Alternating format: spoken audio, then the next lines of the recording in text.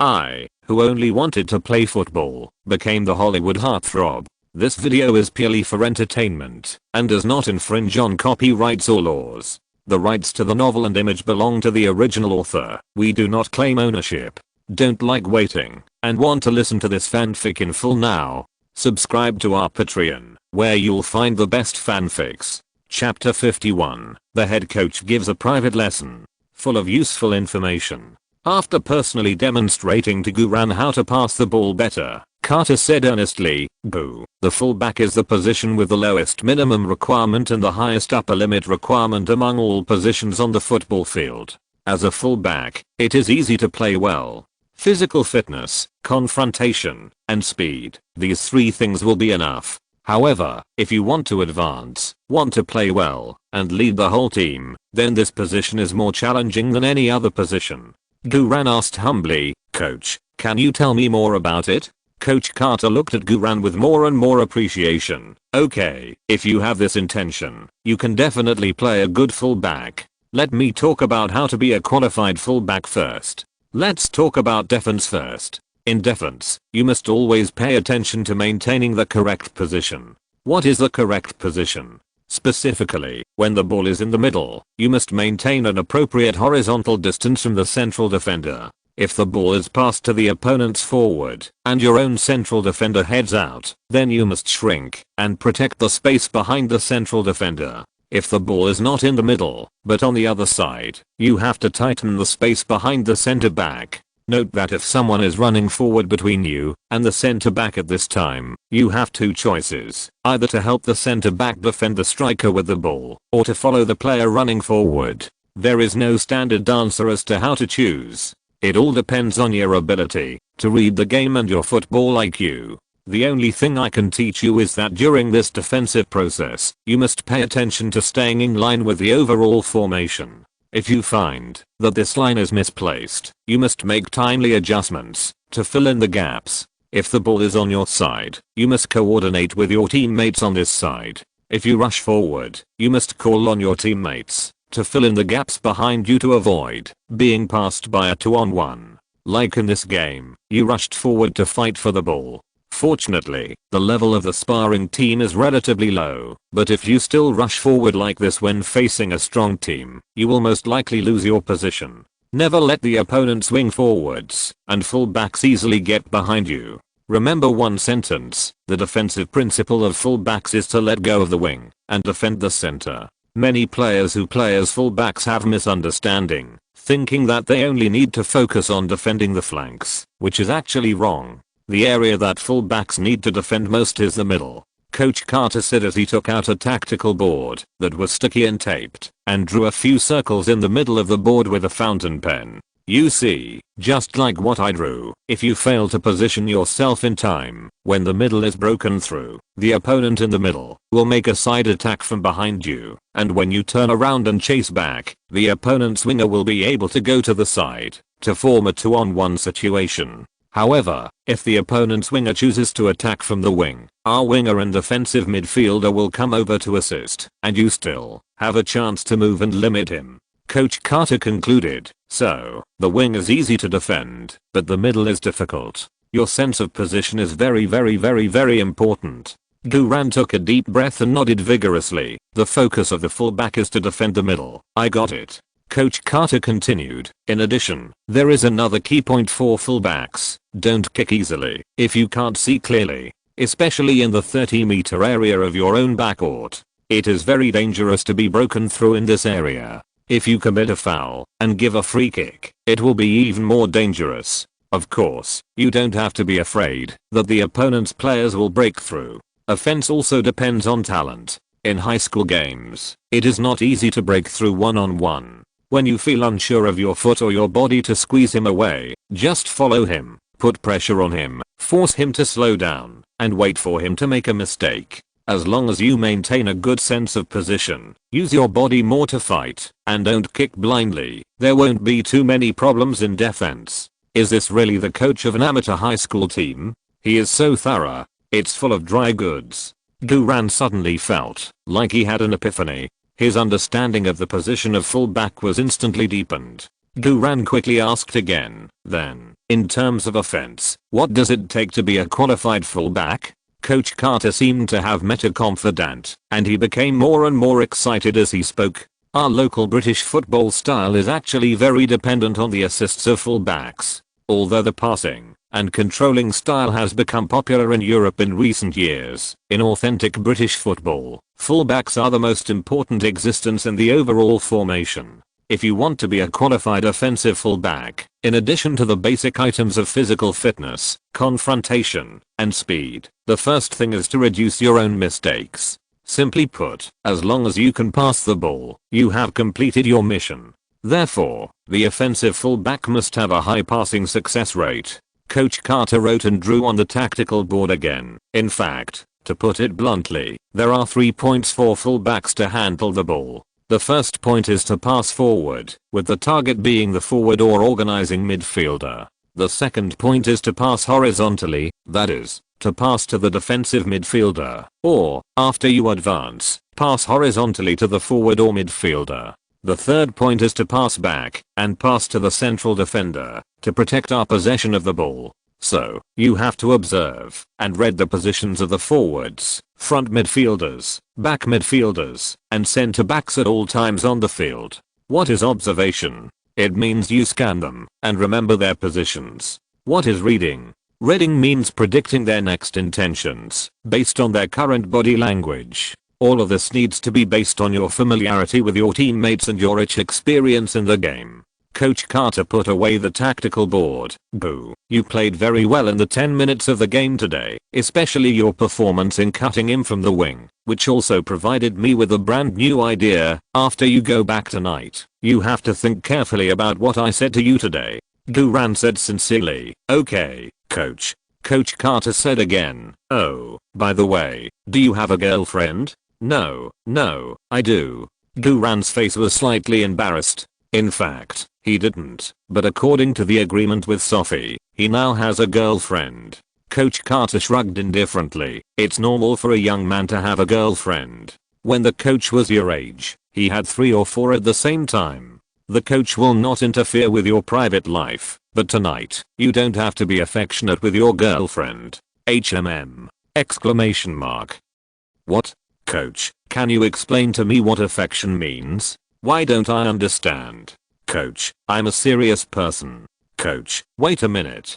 Coach, why did you emphasize that we shouldn't be affectionate tonight? Does that mean I will have a chance to play in the group stage tomorrow? Exclamation mark. Duran took a deep breath and assured Carter firmly, Coach, don't worry. I won't be affectionate tonight. Chapter 52, The Real Group of Death. Group E. Small class. Carter arranged for the drummer to distribute brand new school team jerseys. Duran received 5 sets of brand new No 3 jerseys. 1 set is for main use, 1 set is for replacement, 1 set is for spare, and the other 2 sets are away jerseys that can be used when there is a conflict with the home jersey. In amateur competitions, away jerseys are generally not needed. The home jersey is a red and white diagonal stripe style. At first glance, it is somewhat similar to the jersey of the Southampton club. Of course, the Southampton team's jersey is vertical stripes, not diagonal stripes. The school team's jersey is embroidered with the school emblem of Southampton Private School on the chest, a stag with its head held high in the forest, and the stag's antlers are as magnificent as steel swords. On the back of the jersey, Duran's name abbreviation is also printed, grams. G is equal to Gu, and R is equal to Ran. Although studying in the UK, Duran has never had a British name. Duran is not called Jack or Pony. Duran was born, and will be called Guran even after death. Foreigners cannot pronounce Chinese names correctly. That is a problem with their tongues, not the Chinese names. It's a pity that Guran is still an unknown person now. In order to avoid mispronouncing the Pinyin letters, he can only use the abbreviations. Looking at the abbreviation of his name, Duran couldn't help but feel a lot of emotion in his heart. I finally have my own jersey. This is just the beginning. One day, I want the name printed on the back to no longer be an abbreviation. One day, I want the whole world to know my name. One day, I want foreigners to pronounce Chinese names clearly. Duran secretly clenched his fists and then carefully put the jersey into the sports backpack. Those who get the jerseys are the players who will be on the 18-man roster, Coach Carter announced in a deep voice. These 18 players do not have to attend class tomorrow morning. Prepare your personal belongings at 8 AM, gather at the school gate, and take the school bus to the airport. Our plane will take off at 9:10 and fly to Manchester. Manchester? The main players below all looked worried. Fuck. We won't meet the Corsair in the first group match, will we? Of course we will. The only team among the top 32 that is in the Manchester area is the Corsair team of Manchester Grammar School. I'm very impressed by the Corsairs' foul behavior. However, the Corsairs' female cheerleaders are still great. Quiet. Everyone, be quiet. Coach Carter frowned and shouted, I think everyone has guessed that our opponent tomorrow is the Manchester School of Arts and Sciences Pirates. Later, I will ask the drummer to send the relevant information about the Manchester Pirates and the time of the other 2 group matches to your email. I require that after today's training, you all go home honestly. You are not allowed to go to bars, drink, be affectionate with your girlfriend, or be affectionate with your boyfriend, even if you are affectionate with yourself. Everyone, go and look at the game information carefully, have a good rest, and prepare for tomorrow's game. Do you understand? Yes, coach. The players responded loudly. Very good. Now disband. Go home. Coach Carter waved his hand. The players were relieved immediately. Duran packed up his belongings, went to the locker room to take a shower, and then left the training ground with a backpack. After having dinner outside, Duran returned home. After a simple greeting to Andrew and Sally, Duran returned to his room, turned on his laptop, and checked his email. Sure enough, there was a letter from the school team's official mailbox in the mailbox. The content of the letter was an introduction to the schedule of this group stage. The official name of the Talent Cup national competition is the All England High School Amateur Football Championship. The national competition is held once a year. The winning team will receive the Talent Player Trophy issued by the English Football Association and have the opportunity to be recommended by the English Football Association to professional clubs above the first level. The national competition also adopts the seeded team model. The top 8 teams of the previous session do not need to participate in the qualifiers and can directly enter the group stage. The 32 high school teams in the country are divided into 8 groups, and the 8 seeded teams are also scattered in 8 groups. So this means that, although the top 2 teams in the group can advance to the round of 16, there is actually only one spot, because the strength of the 8 seeded teams is super strong, and the chance of overturning is not very high. Southampton Private School Bucks Steelhorns is not a seeded team, and its best record in history is only to enter the national quarterfinals once. This session, Southampton Private School was drawn in Group E. The other 3 high school teams in Group E are Manchester Grammar School's Corsairs, Tunbridge High School's Wild Boar Jazz, and the seeded team, Rugby School's Golden Fleece.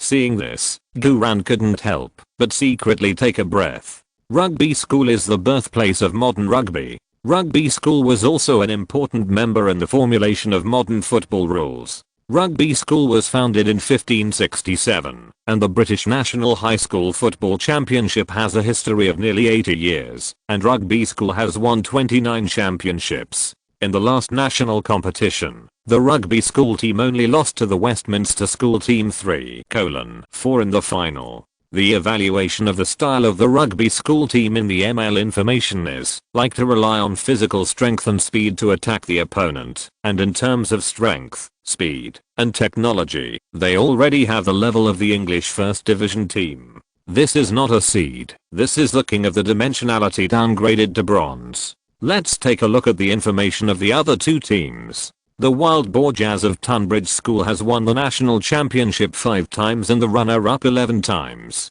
The style of the Wild Boar Jazz of Tunbridge School is solid defense and good at breaking through the wing. Tunbridge School is a typical aristocratic school, and one of the 3 largest aristocratic schools in the UK under the care of the British royal family. The children who can enter Tunbridge School are all born with a silver spoon in their mouths. They don't need to worry about their future at all, so they have plenty of time and energy to engage in football projects. In order to show the world that they do not only recruit aristocrats and discriminate against civilians, Tunbridge School has also recruited many civilian students in the past few decades. The premise is that these civilian students are elites in a certain project. The most exaggerated point of Tunbridge School is that they have 28 football fields, 5 of which are of international competition level standards. The last team, the Corsairs of Manchester Grammar School, won the national championship 3 times and the runner-up 7 times. Their style is aggressive movements, fierce fighting, superb skills, and good at using the width of the court. Although Manchester Grammar School is not as famous as Rugby School and Tunbridge School, Sir Bobby Charlton, a hero of Manchester United, once studied in this school. Manchester Grammar School also often invites Manchester United stars to train and exchange. In this comparison, the Southampton school team is simply a free gift. What does the Southampton school team have? There is only a troll coach with a trash talk skill of +6. The best result of the Southampton school team is only to reach the top 8 in the country. Originally, the Southampton school team still had some hope this year, but the core left back of the team was poached by Westminster School. It is no wonder that Coach Carter is so anxious. Group E is simply the group of death, and Southampton Private School is the weakest team in this group. Let's look at the schedule. On May 25th, tomorrow at 3 p.m, the Southampton Private School Stag Steelhorns will go away to play against the Manchester Grammar School's Corsairs. The venue will be the Manchester Grammar School's on-campus football field in the Manchester area. On May 29th, the Stag Steelhorns will continue to play away against the Wild Boar Jazz of Tunbridge School. The venue is the Tunbridge School football field in Kent near London. On June 2nd, the Stag Steelhorns will face the last opponent in Group E, and also the strongest opponent in the group, the Rugby School Golden Fleece. The schedule is very tight, basically 2 games a week. This is very demanding on physical fitness. The Southampton school team was originally weak, and was arranged to play 2 away games, and 1 home game. It was actually reasonable that they were kicked to 0 in the previous life. The group stage adopts a points system, with the winner getting 3 points, the draw getting 1 point, and the loser getting 0 points. So in theory, the highest score is 9 points, and it is impossible for 9 points to appear in the same group. After the 3 round robin matches are played, the top 2 teams in the group with the highest points ranking can advance to the round of 16. Duran roughly estimated that if the Bucks Steelhorns want to fight their way out among the strong teams, they must at least get 4 points to have a theoretical chance of qualifying. This requires at least 1 draw and 1 win. In other words, if you lose 1 game, there is still a chance in theory, but if you lose 2 games, there is no chance at all. No matter from which angle, this is extremely difficult. Not to mention winning alone, it is extremely difficult to tie with any team in the group. Although Guran's own strength has improved greatly in the past 2 days, it is still not enough, especially in terms of physical fitness. With Guran's current physical fitness, it is impossible for him to play a full game in such a fierce competition. He still has to seize the time to get the results of physical training for free. So at this time, it has become more and more necessary to masturbate Sophie. 1 talent point of a future superstar is equivalent to 100 hours of physical training. I'm not greedy for Sophie, I just want to play with her talent bubble. 12 o'clock at midnight. Guran took out his mobile phone and thought about how to get Sophie to come to his room. After all, this morning, because of his young body, he couldn't control himself and forced himself on Sophie. He didn't know how to explain it to Sophie, or forget it. Guran hesitated and put down his phone. At this moment, the door was gently pushed open. Chapter 53, The Competition, Sophie's Gift. Under the moonlight, Sophie's eyes were slightly smoky, her pearly teeth bit her lip slightly, and she walked in with a blushing face and gently closed the door. The moonlight illuminated her elegant silhouette and fell on Guran's bed. Guran sat on the bed, looking at Sophie in the moonlight, and his heart couldn't help but jump suddenly. In fact, according to the aesthetics of Oriental people, Sophie is certainly not a stunning beauty. The typical beauty in the south of England is not as beautiful as the beauty in the south of China. However, tenderness is the greatest beauty. Sophie tonight is green, tender, and has a bit of youthful charm. Moreover, Sophie seems to be wearing only pajamas. Is it because of the last 2 times, so she deliberately didn't wear it this time? Is this to prevent me? Or to prevent me? Guran hurriedly sat up on the bed and quickly covered his thighs with the quilt. Sophie, you're here. Sophie stood in the bright moonlight, gently stroked her hair, that was still wet, and said faintly, I heard that you will represent the school to compete tomorrow? Guran quickly replied, yes. Will you play? I don't know. Oh, Sophie lowered her head and kept silent, scratching her fingers. The moonlight shone through her loose pajamas, outlining the lines of her youth. Guran pulled up the quilt covering her thighs. The atmosphere was as ambiguous as water. Guran took a deep breath, cleared his throat and said, I was wrong about what happened that morning. Sophie bit her lip and lowered her head shyly. It's nothing. I'll pay attention next time. HMM.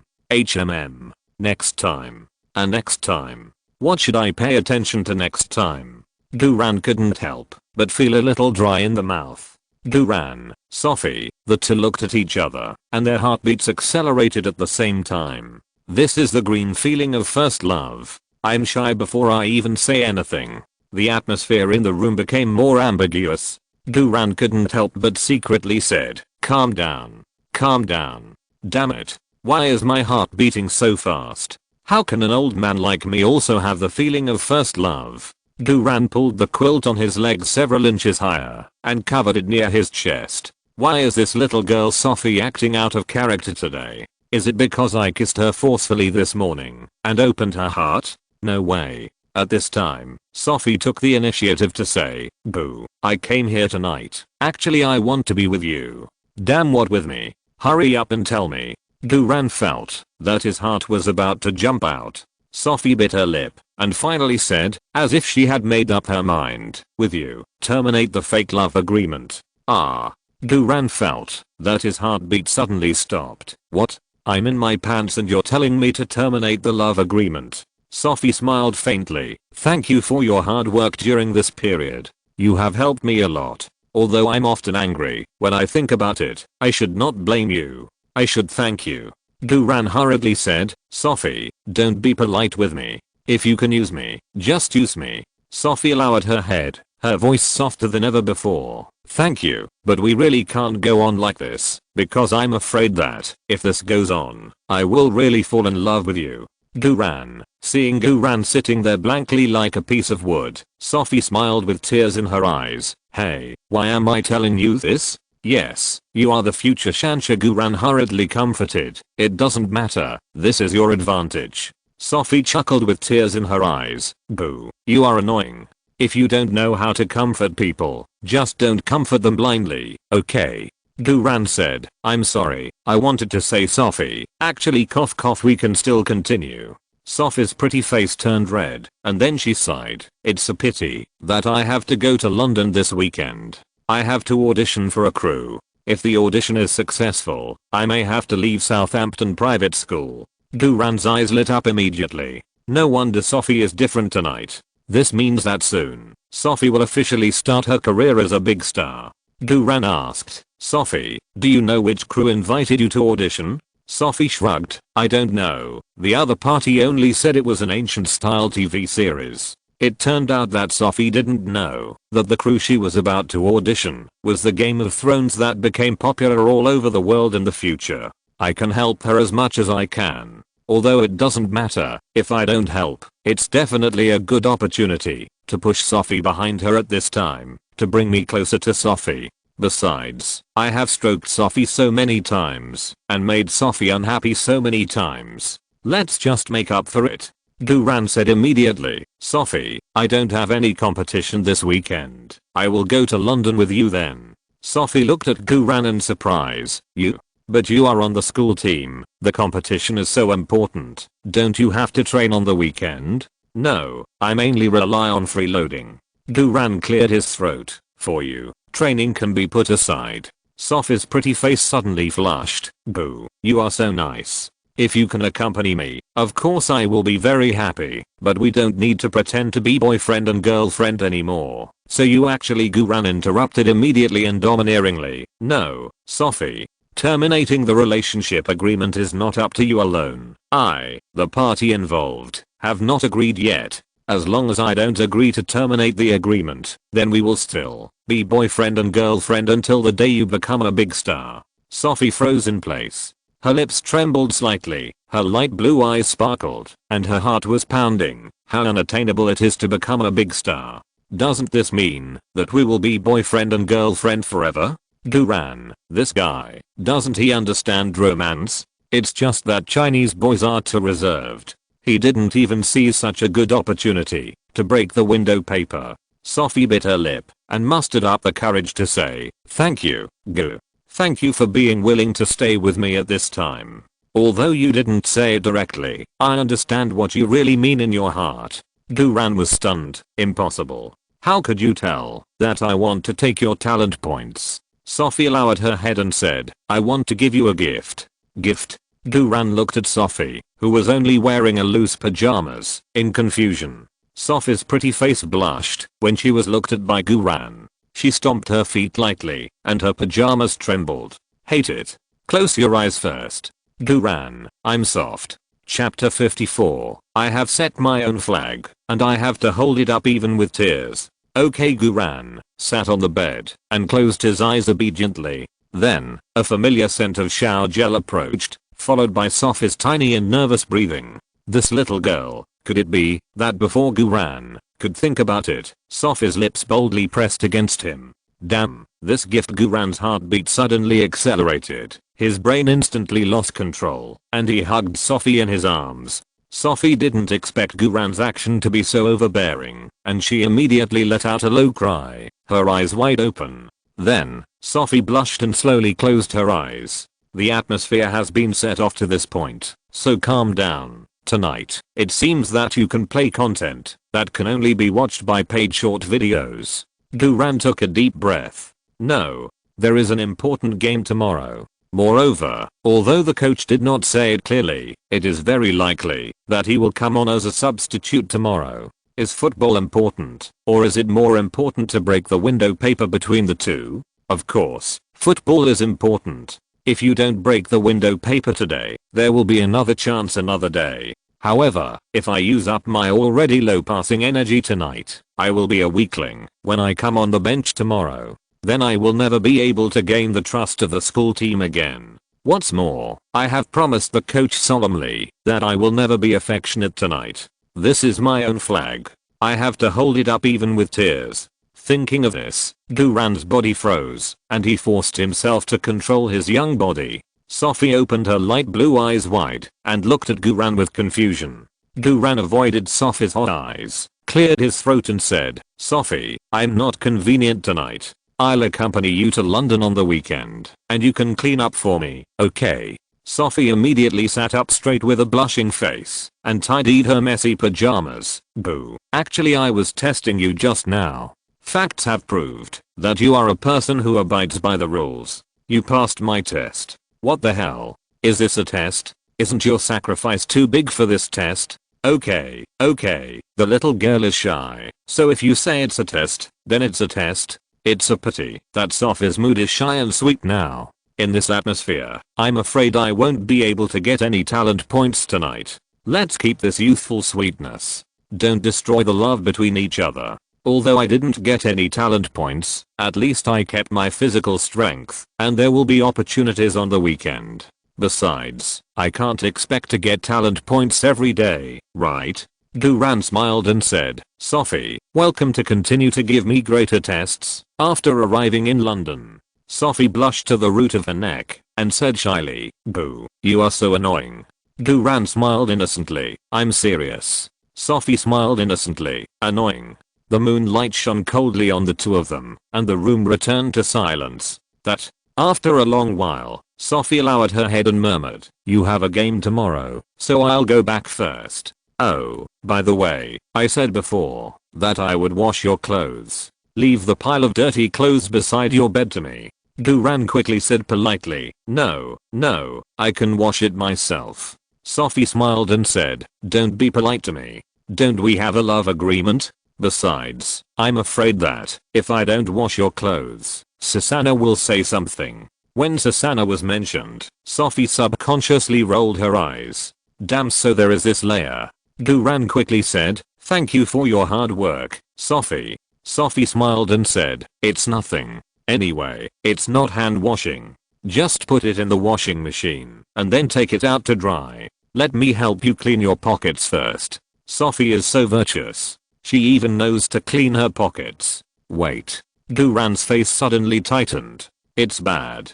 Duran jumped off the bed directly. Don't. Sophie. Click. A crumpled pink note popped out of the dirty pocket of his shorts. Duran's scalp went numb. After using this book, he was busy studying the information of the national competition and forgot to deal with it. Sophie bent down, picked up the small note and opened it. A few seconds later, Sophie's face was colder than the moonlight tonight. Duran cleared his throat. Sophie, listen to my explanation, Sophie sneered. I found a small note with a phone number last time, and it's only been a few days, and there's another more exciting small note. My mom is right, you men, none of you are good. Damn. I'm really not that kind of man.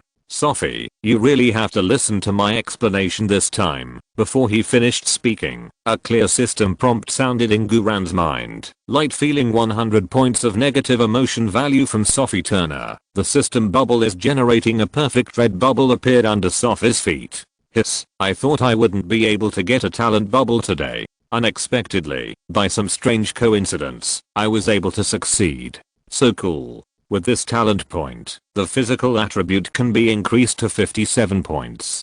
Tomorrow, if I find an opportunity to pick up the white bubbles of the training results 5 times, the physical attribute can be increased to 58 points. 58 points of physical fitness is definitely enough to play half a game with all my strength. At this time, Duran was too happy to explain to Sophie. Sophie hugged her arms in front of her and said coldly, explain. Why don't you explain? Why don't you talk? Can't explain it. Humph, I actually thought you were a reliable and law-abiding man. It's ridiculous. Go to hell, Duran. After that, Sophie turned around and walked out angrily. Duran hurriedly said, Sophie, don't be angry. Wait, you haven't taken away my dirty clothes yet, bang. Duran's door was slammed heavily by Sophie. This little girl is not a big treasure in her palm, but she is really jealous. Duran recalled the remaining touch between his fingers and couldn't help but smile. Forget it, ignore her for now, and find a way to coax her after the game. The bubble only exists for 3 minutes, and this is a precious talent point bubble, which must not be wasted. Duran immediately stretched out his foot to touch the red bubble. The bright red bubble immediately exploded brilliantly, turning into a ray of dazzling light, and merged into Duran's body. Like the host has picked up the talent point from the perfect bubble, and the progress of picking up today is 1/10. Duran directly added the talent point to the physical fitness attribute. The value of the physical fitness attribute immediately increased from 56 points to 57 points. Duran felt a sense of relief in his body. Okay, go to bed. I hope I can have a chance to come on as a substitute tomorrow. If you're listening to this novel on a channel other than Fanfic World, it means they downloaded and uploaded it without effort. We cordially invite you to visit our channel, Mundo Fanfic Novelos. There you'll find the original version of this story and you can explore many other novels of various genres. We're waiting for you to immerse yourself in a world of incredible novels. Chapter 55. Everyone is envious. Duran's support group. The next morning, Duran got up early, washed up, had a nutritious breakfast, took his personal documents and belongings, and hurried out. At this time, the Turner family had not yet gotten up. Duran did not wait for Andrew to drive him, but took a taxi directly to school. When Duran got off the bus of Southampton Private School was already waiting at the school gate. It was not yet 8:30, and the bus was already full of school team players and the girlfriends of the players who came to see them off. The school team players were all in high spirits, with proud faces, and their girlfriends in their arms were also dressed up and secretly competing for beauty. Couples hugged each other affectionately, as sticky as they could be. There were also a few couples wiping tears quietly. They were not necessarily very close at ordinary times, and those who didn't know would think that these players were going to the battlefield. Although this is just a high school, it already has the taste of fame and fortune. Duran took a quick look. Basically, only Xiu Shiro didn't have a girlfriend to see him off. Even the assistant drummer of the school team had a girlfriend to see him off. No wonder Xiu Shiro confessed his love to every girl he met. This scene would be embarrassing for anyone who is single. Xiu Shiro had a sullen face and didn't want to talk to anyone. When he saw Guran walking over alone with a bag on his back, his eyes suddenly lit up. "I'm not alone." Xiu Shiro waved his arms and shouted loudly in front of everyone, "Hey, Gu. Why are you alone too? Why didn't your girlfriend Sophie come to see you off?" Swish. Everyone's eyes were focused on Guran. The players who were hugging their girlfriends looked even more proud. Minato raised his eyebrows and said, "Ha.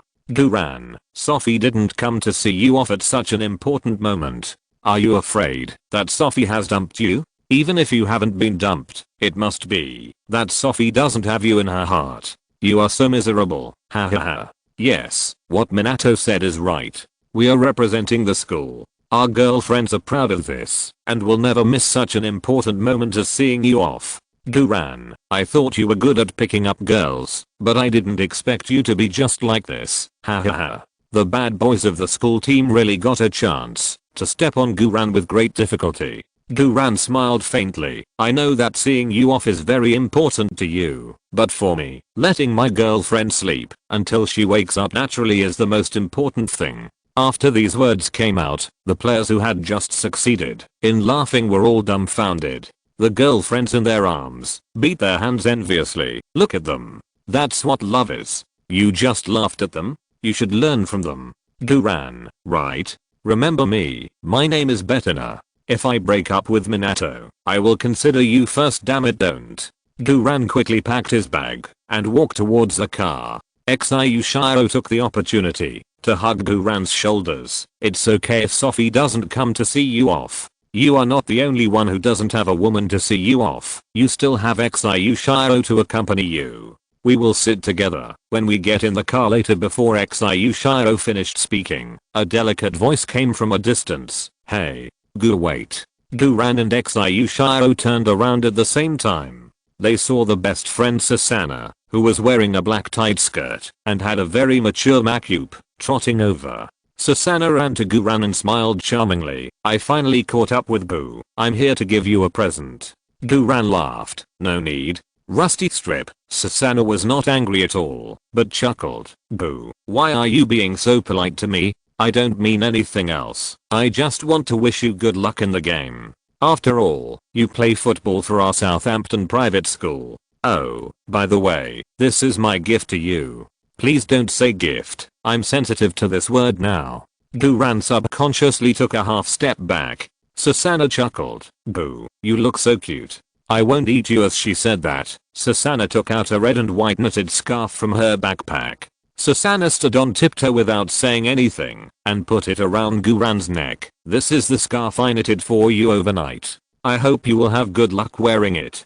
Damn. This little T is really scheming. It was hard to refuse this gift directly. After all, this scarf was woven with the red and white colors representing the Southampton school team. Besides, it was not auspicious to refuse good luck directly.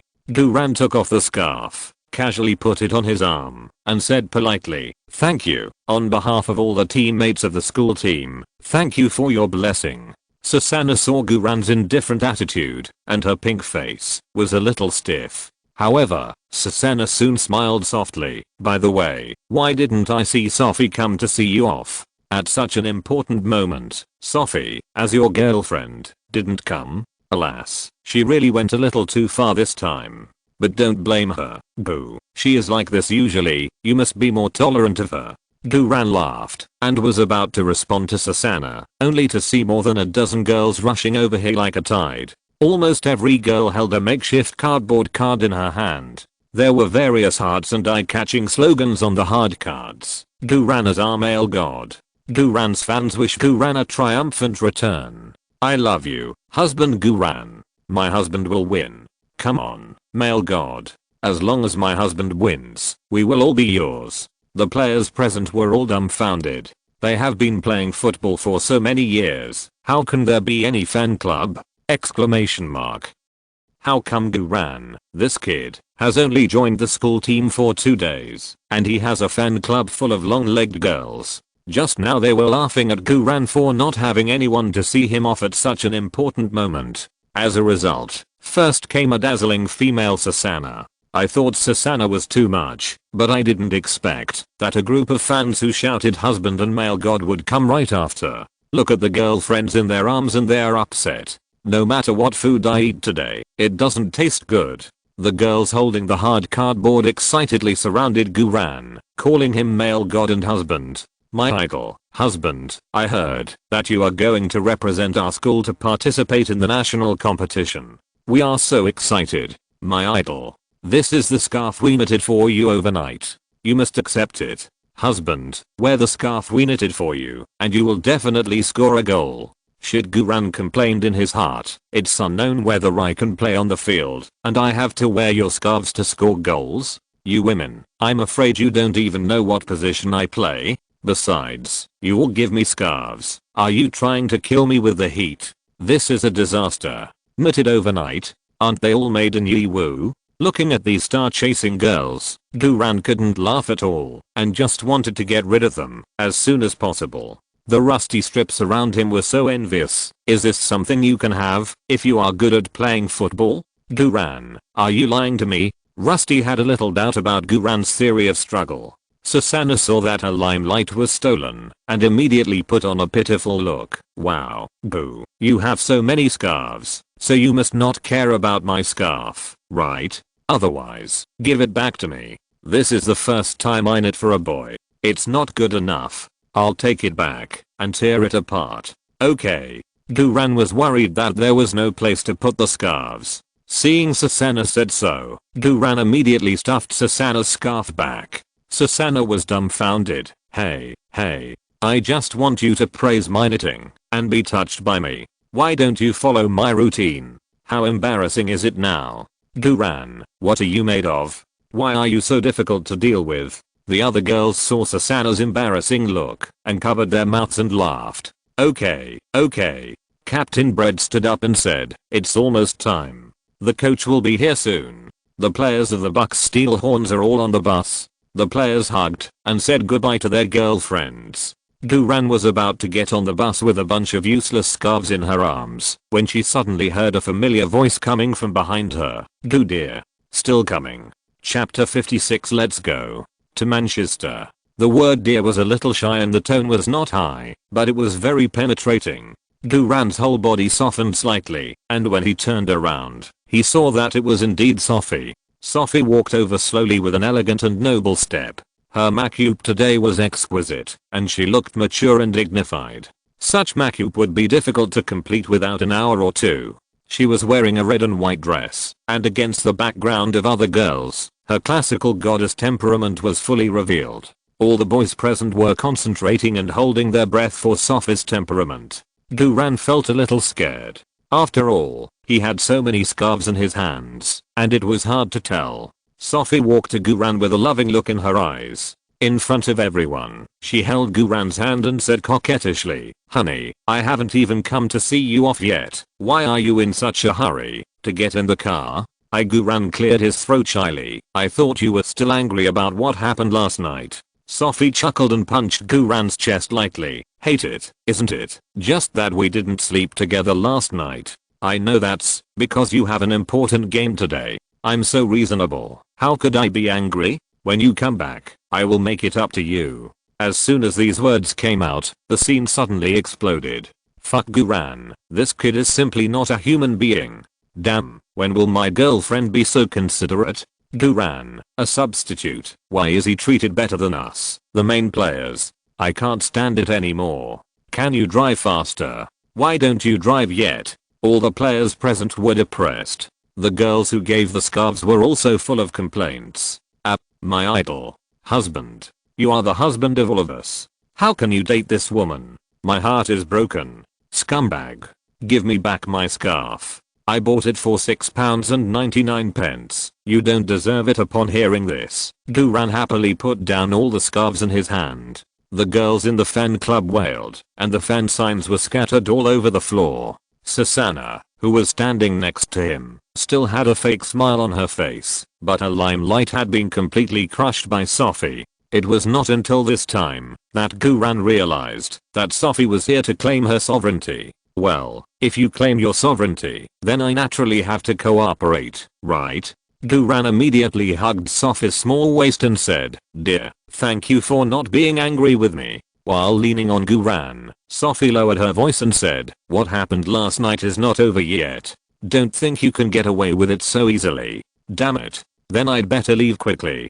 Guran said quickly, "Everyone is waiting. I should get in the car now." "Wait a minute." Sophie wrapped her arms around Guran's neck in front of everyone. "I'll give you a lucky kiss." Boo. Sophie's flaming red lips left two bright and tempting lip prints on Guran's left cheek. This scene was too hateful. Everyone present didn't want to watch it anymore. Susanna opened her mouth, wishing that the lips were hers. Rusty crouched in the corner, drawing circles on the ground with a branch. "It's all a lie. It's all a lie. I'm already full of dog food. I'm sure I can't eat anything for lunch today." Light, light, light, light, light. The system prompt sound was like a frying pan, rising and falling in Guran's mind. Where Guran's eyes pointed, there was a white bubble. Blue bubbles also appeared under the feet of Susanna and Rusty. Only, there was no Sophie's. Sophie had a calm but triumphant smile on her lips. Guran was secretly delighted. Sophie's assists were so powerful. "I didn't expect to get a free one before the game even started." Guran resisted the urge to rub his hands and quickly analyzed. Blue bubbles are skill bubbles, which are theoretically better than white bubbles. However, skills can be very bad. For example, I got a blue bubble from Rusty Strip for free before the eyelid wine bottle cap opening technique. What's more, Susanna is not a player, and her skill bubble is likely to be the green tea technique. Now that the progress of picking up is so precious, there is no need to waste progress on such blue garbage skills. We still have to hurry up to pick up the white bubbles of physical fitness and defensive training results.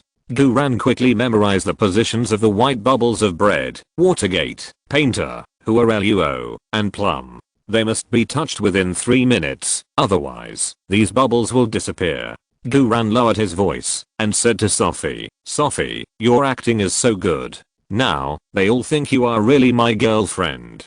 Sophie smiled with bright eyes. Light feeling 39 negative emotions from Sophie Turner. The system bubble is generating then. A brand new blue bubble condensed and formed under Sophie's feet because Sophie is a future big star, and the negative emotions of stars, even if they are not high enough, are easy to generate blue skill bubbles. But this situation still surprised Guran. What the hell? I just praised Sophie for her good acting skills. Why is Sophie angry with negative emotions? The psychology of the 17-year-old girl is so complicated. Or playing football is easier. Guran cleared his throat. "Then I'm leaving." Sophie smiled and adjusted Guran's collar. "Let's go, dear. Have a good trip, and remember to call me to report your safety when you get there." "Hey." When Guran turned around to get in the car, he took the opportunity to kick the 5 white bubbles that had been positioned long ago one by one. Although the blue bubble under Sophie's feet was also very tempting,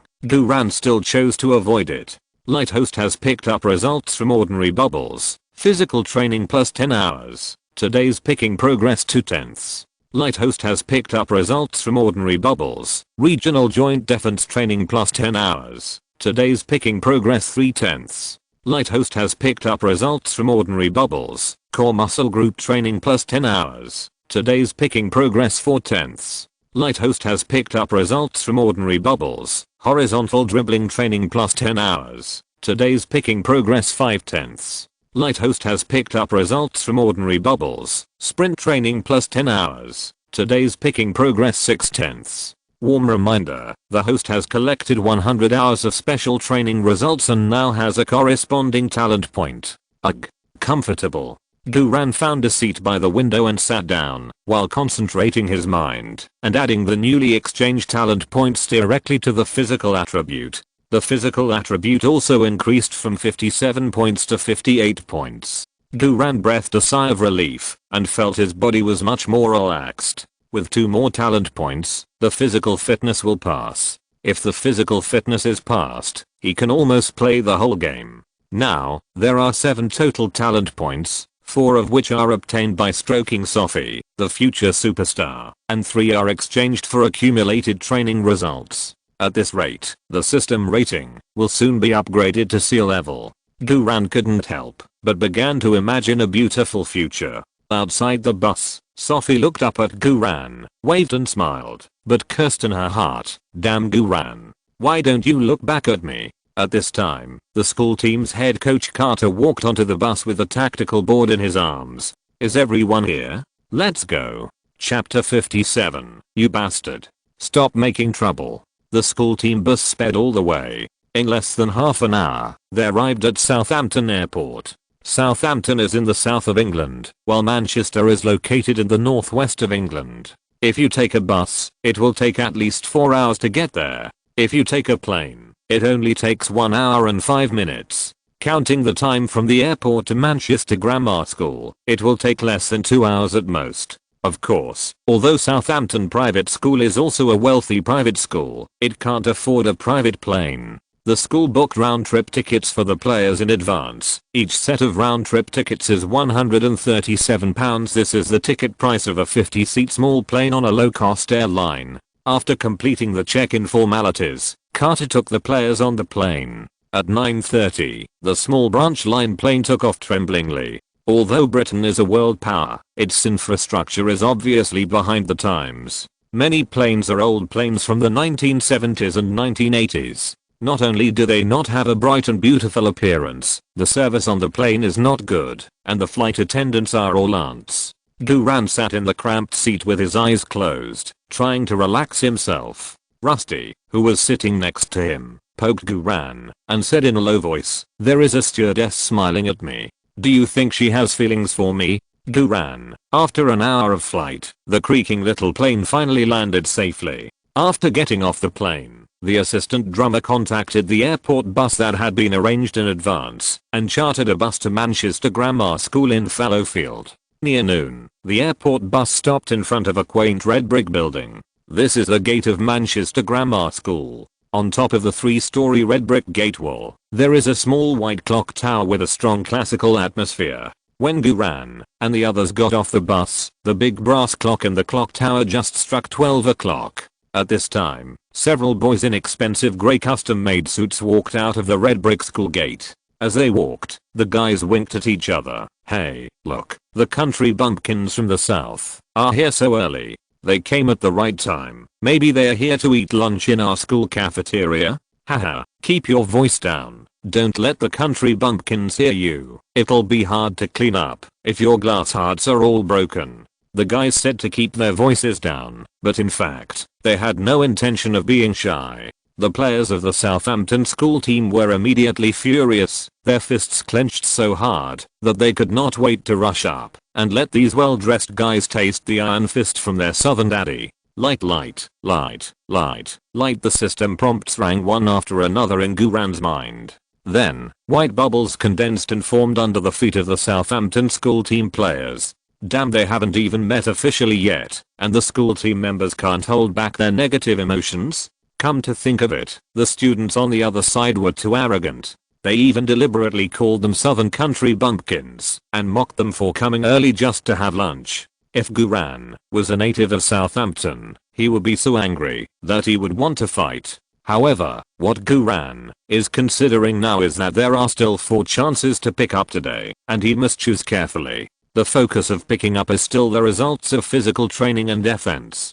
Guran spotted the position of the bread in the rust strip, took a step forward, and touched the white bubbles under their feet. Like the host picked up the results from the ordinary bubble, running training plus 10 hours, and the progress of picking up today is 7/10. Like the host picked up the results from the ordinary bubble, lower limb strength training plus 10 hours, and the progress of picking up today is 8/10. There is no physical training result.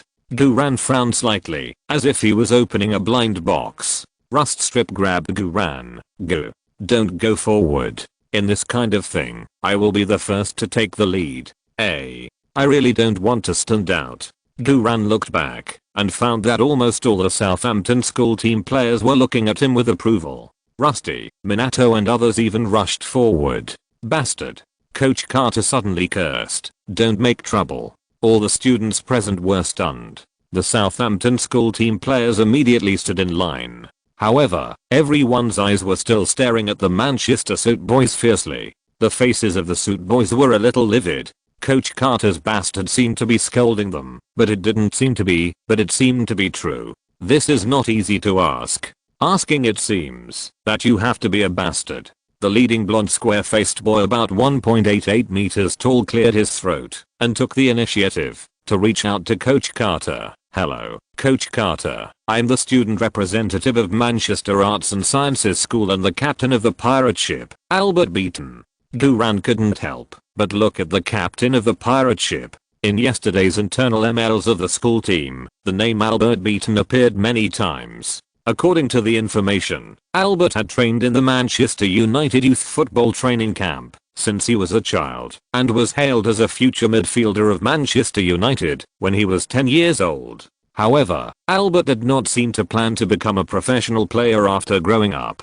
The Beaton family is the director of this liberal arts school. Albert's goal is to enter a prestigious school like Oxford and Cambridge and then enter the family business. Of course, although he did not take the professional path, Albert's football ability is still not to be underestimated. In the internal information, this player is defined as the core player of the Corsair. He can play all positions in the midfield, whether it is a classic attacking midfielder, a modern attacking midfielder, or even an organizing midfielder, as well as a wing back, a wing forward, and occasionally, he can also play as a striker. Scouts of British professional clubs like this kind of all-purpose midfielder very much. Albert is characterized by a strong body, excellent passing and receiving skills, a broad vision, and a strong awareness. He can take on the responsibility of the midfield engine, and has the captain's temperament to boost the morale of the whole team.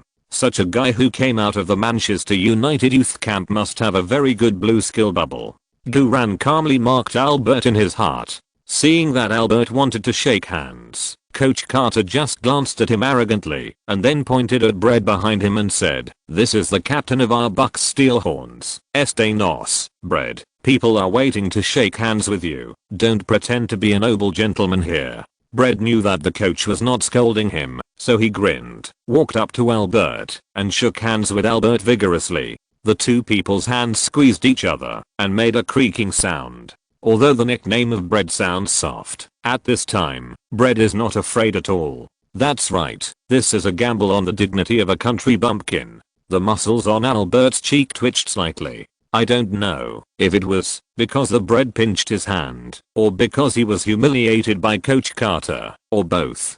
Duran, who was standing by, laughed secretly in his heart. Just these few Manchester brats want to go against my big talking coach. They are not even on the same level. Standing by and watching, I feel very encouraged. Light. Chapter 58. I am passively pretending to be awesome. Light feeling 48 points of negative emotion from Albert Beaton. The system bubble is being generated, an ordinary white bubble condensed and formed next to the pirate captain's trousers and leather shoes. The white negative emotion value is not high enough. It would be better if it was a blue skill bubble. Duran was a little disappointed. However, it is not a loss to be able to pick up the white bubble of the strongest player on the opposite side. Duran patiently waited for the opportunity to pick it up. When the system rating is D, you can only pick it up by touching the bubble. However, when the rating is upgraded to C, you can not only see the content of the bubble, but also collect it through your mind. Well, Albert finally couldn't stand the iron tongs of the Bread anymore, retracted his hand, and said with a professional fake smile, "Welcome all gentlemen to our Manchester Grammar School. Our group match will officially start at 3 p.m. The specific schedule is that 12 p.m. to 1 p.m. is lunchtime. We will provide number 5 buffet restaurant for you to eat only. 1 p.m. to 2 p.m. is rest time. We will provide a lounge with sofas and recliners for you to rest. 2 p.m. to 2:30 p.m. is training time. We will open number 9 training ground for you to use. After 2:30 p.m. is the admission time. The official competition venue is the Corsair football field located directly behind the church. Please don't miss it." The assistant drummer quickly took out his notebook and recorded these important time nodes and places. Coach Carter put his hands behind his back coldly and said, "Let's go and eat first." Lunch and training grounds are both required by the host school, and Coach Carter is naturally justified. Albert said with a smile, "We have something else to do, so we won't accompany you. I wish you a pleasant meal and we'll see you at the game." "Yeah." Coach Carter snorted and led the way into the campus of Manchester Grammar School. Albert and other boys in suits stood aside and watched the Southampton school team. Fuck. Albert rubbed his hands that were pinched to the point of losing blood and whispered, "Fuck these southern country bumpkins. When we get on the court, I will make them at this time." Duran walked silently to Albert's side and touched the bubble under Albert's feet with his toes like the host picked up the results from the ordinary bubble. Dynamic ball control training plus 10 hours. Today's progress is 9/10. Damn dynamic ball control training. This is a very advanced training. This Albert, indeed, is worthy of having been in the Manchester United youth camp. Even the content of his usual training is more advanced than that of ordinary school team players. Ordinary dribbling training is basically just training to dribble around the pole. The dynamic ball control training simulates actual combat, with a special sparring partner coming up to intercept and steal. The effect of such dynamic training is more than 10 times stronger than ordinary pole circling training. Being able to pick up such technical white bubbles this time is really a big profit. Duran couldn't help but smile. Albert looked up and saw Duran staring at him with a rogue smile. Albert shuddered immediately. "What are you looking at?" Duran looked cold and arrogant. "What's wrong with looking at you?" The drummer hurried over to hold Duran and shouted in a serious manner, "Boo, don't do it. Don't forget that you once swore that you would never use your Chinese kung fu to break 7 ribs again." "Damn, I'm so passive. Not every Chinese knows kung fu, okay?" Duran almost laughed out loud, but fortunately he had a realistic acting skill to back him up. "Ahem, yes, I swore, so let it go this time." Albert was stunned as he watched Duran and the drummer walk away. "Fuck." Albert wiped the cold sweat from his forehead. "These Southampton country bumpkins are really good at bragging, but that Chinese kid does look like he's not easy to mess with." After entering the gate of Manchester Arts and Science School, the captain bred praised sincerely, "Boo, your performance just now really has the spirit of our southern men. I didn't expect that you have only joined the school team for a few days, and you are in the same mind with us, and are willing to stand up for the glory of the school team. That's right, Goo. Good job.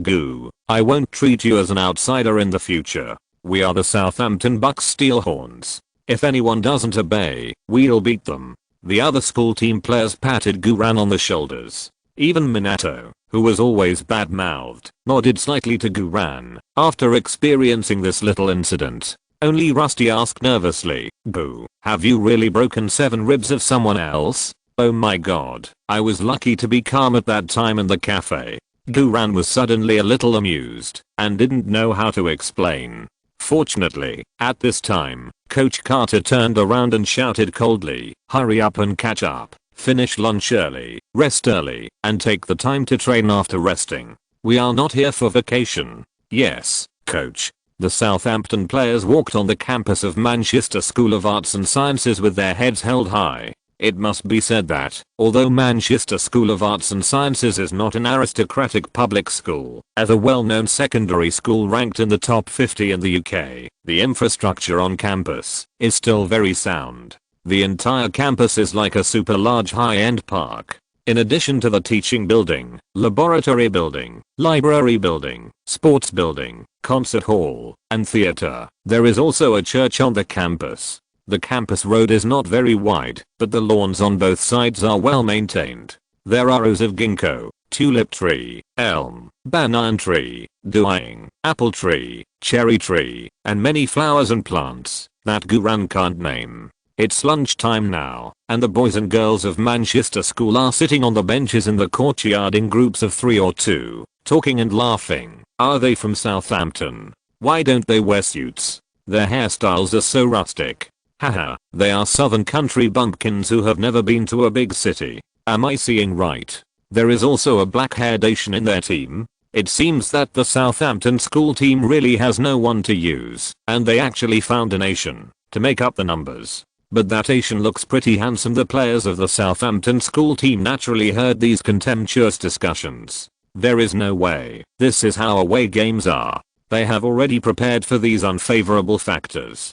As for Guran, who had 12 years of life experience ahead of him, he didn't care about this kind of scene at all. The campus of Manchester Arts and Science School was very large. After walking for more than 10 minutes, Guran and his team finally entered the number 5 cafeteria. The restaurant has a wide variety of dishes, and today it only serves the visiting team. Coach Carter waved his hand. Hurry up and eat. Yes, coach. The players picked up the plates and started to choose dishes. Xiu Shiro took a glance at the plate. TSK, what are the pups from the Arts and Science School so arrogant about? The buffet here is pretty ordinary. As he said that, Xiu Shiro put 5 lemon cheese lobsters on the plate and also grabbed a large plate of lamb kidneys stewed with herbs and mushrooms.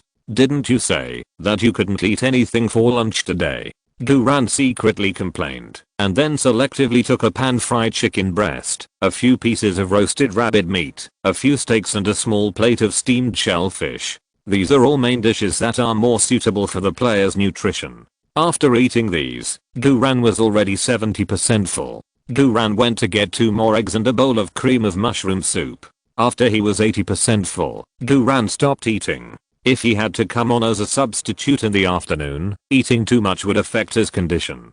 After more than half an hour of lunch, it was exactly 1 p.m. The school team players left the cafeteria and went to the lounge on the second floor of the restaurant to rest. At 2 p.m., the Southampton school team players went to the number 9 training ground in high spirits. Chapter 59. The Bucks Steel Horns also have cheerleaders. The training arrangement before the game was very simple, mainly warm-up, supplemented by special training. The whole team first did a 10-minute jog under the leadership of the captain, Mayan Bayo. Guran naturally followed the team. During the warm-up training at school before, Guran almost couldn't keep up with this group of donkey-like teammates. But now, Guran's physical attributes have increased from 56 points to 58 points, equivalent to 200 more hours of physical training. Guran's current physical fitness can completely keep up with the warm-up in the team. Of course, there is a difference between the warm-up run before the game and the warm-up run in normal training.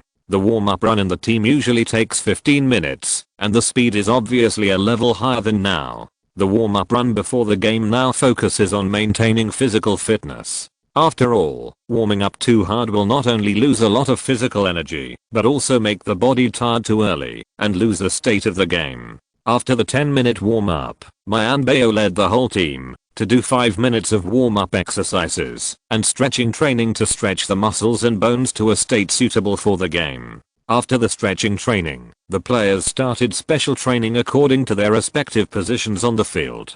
The forwards practiced sprinting, the midfielders practiced passing and receiving the ball, and the defenders practiced pressing and long passes. Guran naturally practiced with the defenders. Coach Carter walked between the players and stopped to criticize them when he encountered something he was not satisfied with. The 15-minute special training ended at exactly 2:30. Carter immediately gathered the players and announced the starting lineup for the game. Sure enough, Guran was a substitute. This was also within Guran's expectations. In fact, it was already a great thing to be able to participate in the national competition with the team as a substitute after only joining the school team for 3 days. What surprised Guran was that the main forward, Sissy, was not in the starting lineup. Coach Carter put a defensive midfielder from the sparring team who performed well in the team's training match into the starting 11. Is it a new tactical arrangement? The old sprayer plans to change the formation in the first game? Guran secretly glanced at Sissy and found that Sissy didn't seem to be surprised. Obviously, Coach Carter had communicated with Sissy privately before the announcement. Guran was very curious about what formation Coach Carter would use today to deal with the obviously superior Corsairs. After the starting lineup was announced, the Bucks Steelhorns set off for the locker room of the Corsair football stadium to prepare for the game. As soon as they entered the visiting team's locker room, everyone couldn't help but wrinkle their noses. The Corsairs visiting team locker room is very small, and there is a distinct smell of urine in the corner. Opening the iron cabinet in the locker room, there are even dead mice, smelly socks and other disgusting things. On the wall of the locker room, There is a skull at 5:1 graffiti. The last time the two teams met was 5 years ago when the Manchester Corsairs crushed the Southampton Bucks Steel Horns with a score of 5:1. Fuck. The players started to curse. I thought those little bastards from Manchester would follow the rules. I didn't expect them to do this. I was thinking that their lunch was okay, but they wanted us to vomit here. The Corsair is rubbish. Too much. Rusty kicked the cabinet angrily. Those little bastards from Manchester. They definitely did this on purpose. Coach Carter glared at Rusty. You know it was intentional, but you still lose your temper? Rusty shut up immediately, and the other complaining players didn't dare to speak anymore. In the locker room, Coach Carter is the absolute boss. There is no dispute about this in the Bucks Steel Horns. Although the overall strength of the Bucks Steel Horns is the weakest in Group E, Coach Carter's control over the entire team is Godfather level. From top to bottom, no one dares to disobey Carter. Coach Carter said gloomily, "What do you think an away game is? A resort? Do you think an away game is like what you see on TV? At least, that's what you have to wait until you become professional players. In the national high school competition, this is reality. Now, don't complain like a woman, change your jerseys quickly, and get used to the venue." "Yes, coach." The players endured the disgusting smell, quickly changed their jerseys, and ran out of the locker room. According to the game process, before the official start of the game, both sides have about 20 minutes to get used to the venue. This is also the time for fans and spectators to enter the stadium, and the live DJ and cheerleaders to warm up the field. Although Guran is a substitute, he can also enter the field with the starting players at this time. Guran changed into Mess's special sneakers and stepped on the grass of the Corsair home court, his heart surging. At this moment, the simple stands of the Corsair Stadium were full of students who came to watch the game. These students, without exception, are all students from Manchester and are absolute fans of the Corsair team. Almost all of the 700 students in the school came to cheer for their home team. The simple stands were packed to the brim. Looking around, all you could see were crowds of people. What was particularly eye-catching was that under the east side stands, there was a group of beautiful long-legged cheerleaders. They were dressed in the same uniform, wearing only a red sports bra on the upper body, a white sports miniskirt tied around their waists, and no stockings on their legs, but black socks. The DJ on the scene started playing exciting songs to warm up the audience, and the long-legged cheerleaders immediately twisted their bodies to the hot melody, occasionally lifting their legs high. Rusty kept looking back at the long-legged cheerleaders. Brett couldn't help but remind him, "Rust, have you never seen a woman?" Rust wiped his mouth. "No, it's mainly because our cheerleading team is too bad." Guran looked around curiously. "We have a cheerleading team? It seems that they didn't come with us." As soon as he finished speaking, he saw that in the bench area, the drummer took out a jazz snare drum from a big backpack and picked up the drumsticks to beat it hard. While beating, the drummer shouted at the top of his voice, "Bucks Steel Horns. Hi. Invincible." Guran, "Well, it turns out that we really have a cheerleading team, and we brought it with us. It's just too bad.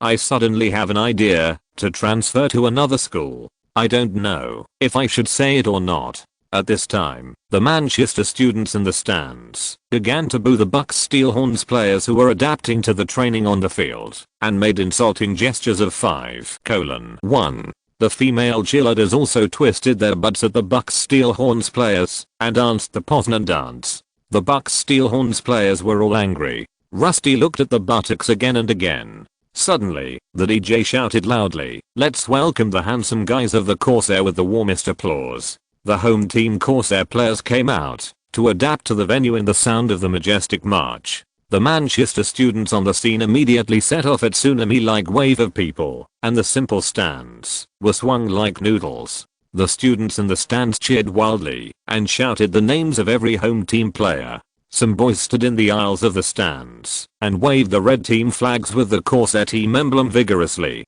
Some female students took off their small suits and jumped wildly in the stands. The cheerleaders on the east side of the stands also twisted wildly to the DJ's melody. The game hasn't officially started yet, but the atmosphere on the scene is about to burn.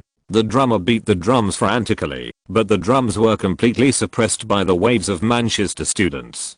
Duran stood on the green field and felt that his eardrums were about to be broken by the roar on the scene. This is the crazy British football scene. Moreover, this is just a small high school football match. The title of the country of football is not exaggerated. At the scene, every time the Buccaneers practiced passing, it would trigger a crazy cheer, and every time the Bucks Steelhorns practiced passing, it would trigger a wave of contemptuous boos. This is the pressure of the home court. At least there are away tickets, away fans, cameras and away media or reporters at the home court of the professional league. But in the amateur high school league, everything has returned to the most primitive and barbaric state of football. The 20-minute adaptation to the venue ended with this kind of contemptuous and hostile boos. The players of both sides returned to the locker room for the final preparations before the game. Chapter 60, Burning with Passion.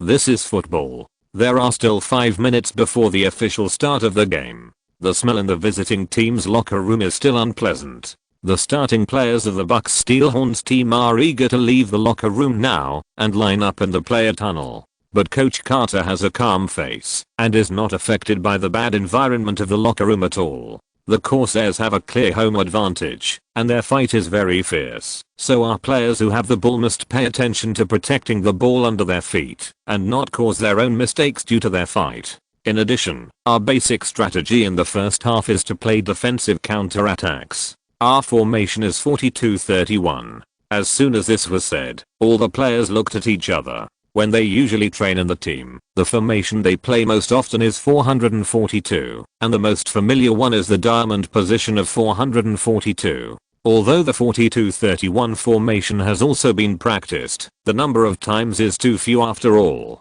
Coach Carter said, "That person bore you and bred players double defensive midfielders together." "Yes, coach," a burly sparring team player said excitedly. Coach Carter arranged, "Bowl, your task is to not worry about anything else. Just keep a close eye on Albert, number 10 on the opposite side. Wherever he goes, you go. If he goes to the sidelines to refill water, you have to follow him to pee. Do you understand?" Bowl put his hands behind his back and said solemnly, "Yes, coach. I promise to keep a close eye on that bastard."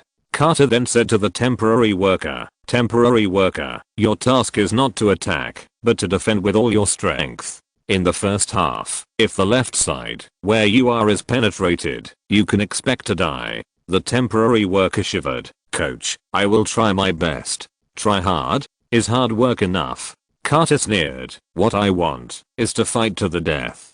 I want you to spare no effort in the first half and run to death." The temporary worker gritted his teeth. "Yes, coach. I will fight to the death."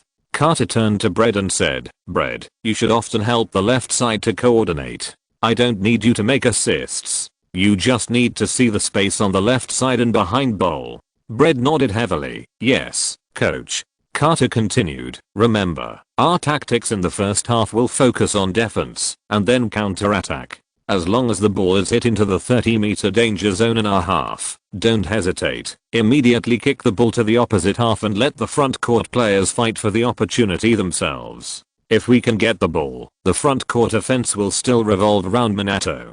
Minato, your role in the first half is number 9.5. I will give you 80% of the firing rights. Just shoot boldly when you have the chance." Minato said happily, "Yes, coach." Number 9.5 is a very awesome position. On the football field, some numbers have clear position attributes. For example, number 1 is definitely the number of the main goalkeeper. Number 2 and number 3 are basically the numbers of the main fullbacks. Number 4 and number 5 are typical central defenders. Number 8 is the number of the defensive midfielder in the middle of the midfield responsible for the front and back connection. And number 9 and number 11 are the numbers of the strikers responsible for scoring goals. Among them, number 9 is more focused on the center forward, and number 10 is generally the front court organization core, the front midfielder, and also has the characteristics of the most awesome person in the team. In general, when playing wild football, the players of the two teams do not know each other, but as long as they go hard against the opponent's number 10, they will be right. As for no 9.5, it does not refer to the jersey number, but a front court freeman position between number 9 and number 10. No 9.5 is a shadow striker. Players in this position need to have the goal scoring ability of a striker and can retreat to the midfield to organize the offense. The tactics of the whole team will revolve around no 9.5. Even if it is a striker, it should try to pass the ball to no 9.5 when it is feasible. But what puzzled Guran was that such tactics could be described as rough. Logically, this should not be Carter's coaching level. After all, Carter was a coach who could lead the Southampton school team to the top 32 high schools in the country. Could it be that Carter wanted to rely on such a defensive strategy to tie the powerful Corsair? To say that being able to tie the opponent away from home is actually a big victory for the Bucks Steelhorns. But the problem is that such a rough tactic may not be able to be defended, let alone score a goal. Duran couldn't help but frown slightly. Then he heard Coach Carter say to the glider again, "Glider, you should try to involve more running in the opponent's penalty area. Create more space, shoot when you are sure, and pass the ball if you are not sure, just like the previous drill." "Yes, coach." The glider nodded in response. "And, Rusty," Carter said in a deep voice, "you have to stay back and defend honestly today and help the temporary worker on your left to fill the gap behind you." Rusty patted his chest and said, "Coach, don't worry, I'm here. The defense will be fine."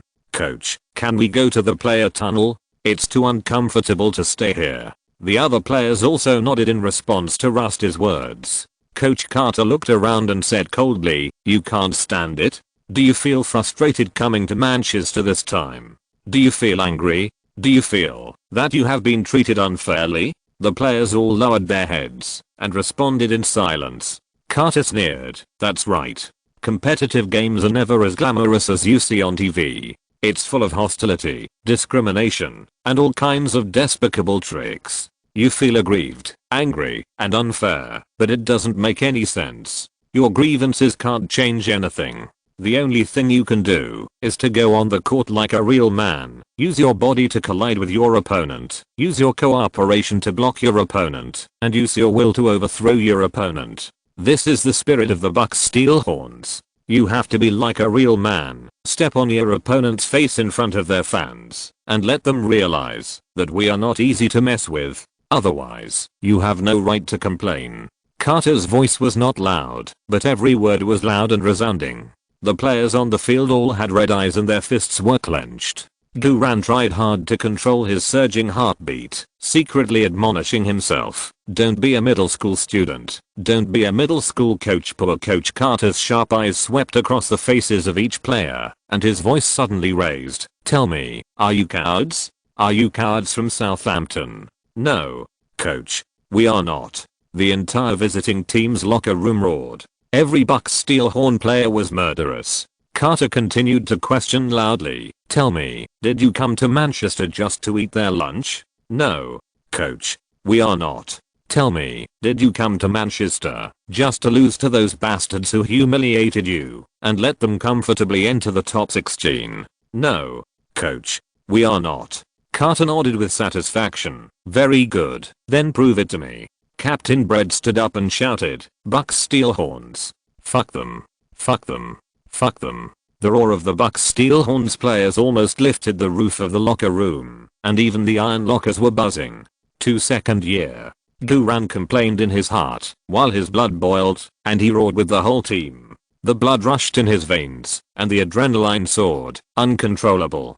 This is football. The two teams walked out of their respective locker rooms at the same time, lined up in the player tunnel, waiting to enter. The home team, the Corsairs, stood on the left side of the player tunnel, and the visiting team, the Bucks Steelhorns, stood on the right side of the player tunnel. Although it was an amateur match, everything was conducted according to the regular procedures of professional matches. The referees appointed by the English Football Association took their positions and led the starting players of the two teams onto the green field. The Manchester students at the scene waved flags and cheered wildly. "Corsairs will win. 5:1. 5:1. 5:1! Exclamation point. "Albert, I love you. Eat my ass, you stinky fishmonger." Chapter 61 Coach Carter's final tactical intention. Facing the insulting boos and gestures from Manchester students, the starting players of the Bucks Steelhorns did not feel aggrieved this time, but were full of fighting spirit. Their passion had been completely ignited by Coach Carter's pre-match speech. The cheerleader drummer next to the visiting team's bench was also beating the drums hard to cheer. The drummer was not on the game roster, but as an assistant of the team, he could also enter the bench. The positions of the home and visiting team's benches were fixed and did not need to be changed with the selection and change of sides. Next to the home team's bench, a large red pirate flag was hung. The seats of the home team's bench were also sponge seats, and there was a roof above the seats to block the sun and rain. The sponge of the seats of the visiting team's bench had long been cut by a knife, leaving only the creaking hard bench board. As for the roof above, there was no glass. But these were no longer important to the Bucks Steelhorns, but instead stimulated their fighting spirit even more. The Manchester Pirates were indeed very strong, so getting even 1 point from them was a huge victory. Goo, Coach Carter, who was already sitting on the visiting team's bench, waved to Guran. "Come here and sit next to me." "Yes, coach." Guran sat down next to Carter without any hesitation. Carter asked calmly, "Did you seem to have something to say in the locker room?" Guran quickly said, "No, coach. At this time, you must not question your head coach's deployment." Although Guran has 12 years of experience, it does not mean that Guran can guide the school team coach with more than 40 years of football experience. What's more, if he really guides tactics, Carter will definitely doubt how Guran knows so much. Carter said in a calm tone, "The first half of this game is very critical. I want you to carefully read the formation movement and key running positions of our opponent every time they attack." "Yes, coach." Guran nodded quickly. At this time, the starting players of both teams all entered the court. The home team Manchester Pirates stood in a row on the left side of the 3 referees, and the away team Bucks Steelhorns also stood in a row on the right side of the 3 referees. According to the rules, the away team takes the initiative to shake hands with the referee team and the home team. The players of the Pirates looked arrogant, while the players of the Bucks Steelhorns were murderous. Neither side was convinced by the other. After the two sides shook hands, the captains of the two teams walked to the referee and began to pick sides by guessing a coin. The captain of the Bucks Steelhorns guessed the front and back correctly and got the priority to pick sides. The Pirates also naturally got the priority to kick off in the first half. After choosing the position, the players of both sides came to their respective half-court positions. At 3 o'clock, with the referee's whistle, the game of the Southampton Bucks Steelhorns away challenge to the Manchester Pirates in Group E of the National High School Football Championship officially began. First, the home team Pirates kicked off. The formation used by the Pirates today is the classic 442 position. At the beginning of the game, the two wingers of the Corsairs pressed forward very much, creating a lot of pressure on the Bucks Steelhorns. 5 minutes into the game, the core midfielder Albert passed the ball to the right side with a wide field of vision, that is, the left side corresponding to the Bucks Steelhorns. The left-hand back, the temporary worker, ran up desperately to grab the ball, and Brett came from the middle to form a local advantage of 2 against 1 with the temporary worker. However, when the right winger of the Corsairs was physically confronting the temporary worker, he directly hugged the temporary worker's neck and knocked the temporary worker to the ground. The temporary worker quickly got up and raised his hand to appeal to the referee, but the referee ignored it. The temporary worker did not hesitate and immediately stretched his foot to counter-grab. The opposite winger judged the temporary worker's intention in advance and passed the ball diagonally to the middle. This kick was very beautiful. The midfield defense line of the Bucks Steelhorns was instantly penetrated. Seeing the opposite number 10 core Albert accelerating, Bull, who was responsible for staring, forcibly stuck Albert's body and pulled Albert's jersey with his hand. The referee was nearby, but he didn't blow the whistle. The British football style is very rough. In amateur and low-level leagues, this level of foul is not considered a foul at all. While Bull was suppressing Albert's speed, Brett urgently turned back and sprinted.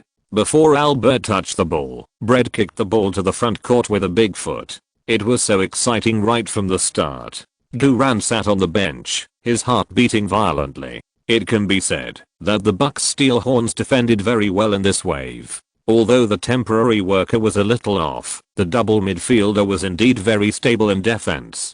But the problem is that, if they continue to defend like this, I'm afraid that after halftime, Bowl and the left back temporary worker will not be able to keep up their physical strength. Is it possible to hiss? Duran suddenly understood Coach Carter's final tactical intention. Duran couldn't help but secretly glance at Coach Carter, who was sitting upright, and then quickly retracted his gaze. The game on the field continued. The rhythm of the offensive and defensive transitions of both sides was very fast. The Bucks Steelhorn team focused on defense, especially the presence of Bowl, who was like a dogskin plaster, making the opponent's number 10 core Albert very uncomfortable. However, as the game progressed, the shortcomings of the Bucks Steelhorn team were gradually exposed. The first is a problem of disconnection between the midfield and the front court. The two back wastes of the Bucks Steelhorn team, one was defending Albert throughout the game, and the other was helping the left back to defend, and there was no chance to send a good ball to the front court. In the first 30 minutes of the first half, the Bucks Steelhorn team got the ball a total of 7 times in the midfield and front court, most of which were backcourt clearances that were fought out by themselves. The players in the midfield and front court of the Bucks Steelhorn team played very depressed. Minato kept retreating to get the ball, but there was almost no chance. Secondly, there were many close-range melee confrontations between the two sides, and there was confrontation almost every time the ball was passed, and the Bucks Steelhorn team could not take any advantage. Finally, after more than a dozen thrilling confrontations, the problem of the lack of ability of the Bucks Steelhorn team's left back was completely exposed to the eyes of the Pirates, especially the dogskin plaster Bowl. After following Albert closely for half an hour, Bowl's physical fitness declined very obviously. The Corsairs suit coach put one hand in his trouser pocket and elegantly directed his players on the sidelines to press to the opposite left. For the Corsair coach, the Bucks Steelhorns are just a 4th tier team in Group E. They are a free team that can be won by just kicking. Therefore, there is no need for the Corsair players to play too hard. They must save their physical fitness and energy to play against the real strong team rugby school in 3 days. Under the on-the-spot command of the Corsair coach, the Corsair team repeatedly took advantage on the left, and the number of times they entered the penalty area increased, and the number of shots also increased. The Bucks Steelhorns were in danger in front of the goal at the 37th minute of the first half. If you're listening to this novel on a channel other than Fanfic World, it means they downloaded and uploaded it without effort. We cordially invite you to visit our channel, Mundo Fanfic Novelos. There you'll find the original version of this story and you can explore many other novels of various genres. We're waiting for you to immerse yourself in a world of incredible novels. Chapter 62, Champagne pops at halftime in Manchester. In the 37th minute of the first half, the Corsairs played a fast and beautiful cooperation in the middle. Captain Albert, the number 10 captain of the Corsairs, used his body to push away Bowl who was defending him, and accelerated directly to the right area 30 meters in the front field, responding to the side pass from his teammates. The ball landed right behind the weakest left back of the Bucks Steelhorns. Bowl chased Albert in a panic, and the temporary worker also turned around to defend and chase the ball. But both of them were a beat slower than Albert in consciousness, half a beat slower in turning around, and half a beat slower in starting and accelerating. When they really ran, Albert had already penetrated the left side defense of the Bucks Steelhorns like a red arrow. The Manchester students at the scene cheered wildly. Seeing that Albert was about to get the ball first, the temporary worker tried his best to chase him, and even reached out to grab Albert's jersey at the cost of a foul. But he couldn't catch it. Albert made an emergency stop and changed his line and directly shook off the temporary worker. Then, before Paul and Rusty rushed up to intercept, Albert calmly kicked the ball into the penalty area. The Corsair striker, who had been lying in ambush in the penalty area, pushed away the painter who was pulling him and shot the ball into the near corner of the goal after receiving it. The goalkeeper Tyrannosaurus roared and lay down to save the ball. The football slipped from the front of his fingertips and rolled into the net. The ball went in. The referee raised his hand to the center circle and blew the whistle to indicate that the goal was valid. Corsair 1: 0 Bucks Steel Horn. The Manchester students at the scene were immediately excited, waving their arms and roaring wildly. The female cheerleaders on the sidelines were shaking their chests, lifting their legs, and twisting their buttocks. The players of the Corsair happily gathered together to celebrate. Albert, the biggest contributor to this goal, shrugged his shoulders and ran to his teammates and shouted, "No need to celebrate. This game is even easier than the team training game. It's so cheap to celebrate such a simple goal. Haha. The captain is right. Don't celebrate. It's so cheap to celebrate playing football with country bumpkins. It's the Southern country bumpkins who should celebrate. After all, we taught them a lesson for free." The players of the Corsair all laughed arrogantly. The players of the Bucks Steel Horns all clenched their fists and their eyes were red. Such humiliation, let alone the players on the field. Even the players on the bench couldn't stand it. Light, a large number of bubbles fell on the bench, most of which were ordinary white bubbles. Under the feet of Coach Carter and the sissy, blue skill bubbles fell. Duran tried to calm his anger and shifted his attention to picking up bubbles. Today, there is only one pickup progress left, so he must choose carefully. Carter's skill bubble might be about tactics. Sissy's skill bubble might be about heavy artillery long-range shooting. Theoretically, it seems better to pick up Sissy's bubble. But for Duran, the long-range shooting skill is not useful for the time being. After all, even if he can play, Duran is a left back and has almost no right to fire. What's more, the +1 heavy artillery long-range shooting may not be used at the right time. Even if it is forced to be used, the +1 level will definitely not reach the passing line. If he can play, Duran locked his eyes on Albert, who was arrogant on the court.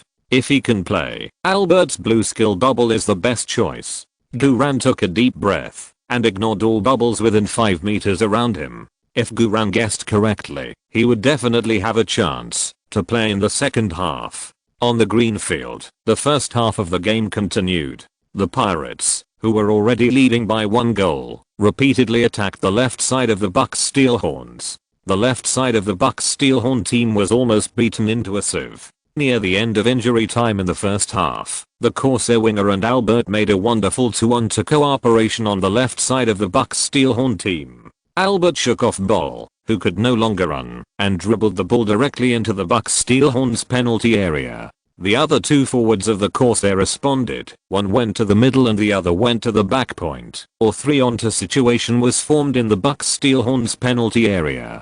Goalkeeper Tyrannosaurus roared and prepared to save. Rusty rushed up to press Albert, and the painter defended the most dangerous center forward. Albert's best choice was to pass the ball to the back point. However, Albert continued to cut inside and shot the ball to the goal before Rusty rushed up. Tyrannosaurus Rex is very tall, which has an advantage in defending high balls, but it is a big disadvantage in defending ground balls. The Tyrannosaurus Rex was standing closer to the back point, and the ball was aimed at the front point. The Tyrannosaurus Rex could only desperately stretch its legs to block it. Its legs were long enough, but it was too slow. The ball went into the net. The referee blew the whistle and pointed to the center circle, indicating that the goal was valid. The Corsairs 2:0 Bucks Steel Horns. The Manchester students at the scene celebrated like crazy, and a few boys even opened a bottle of champagne and happily sprayed it on their cheerleaders. The students in the stands were all having fun, and everyone was celebrating. Albert, who scored the goal, stood proudly in front of his main stand, stretched out his arms, and accepted the worship and cheers of all Manchester students. The head coach of the Corsairs team was relaxed and proud. They were leading by 2 goals in the first half, and the overall situation was basically decided. After 3 minutes of injury time, the first half of the game ended. The players of the Bucks Steel Horns returned to the visiting team's locker room with their heads down.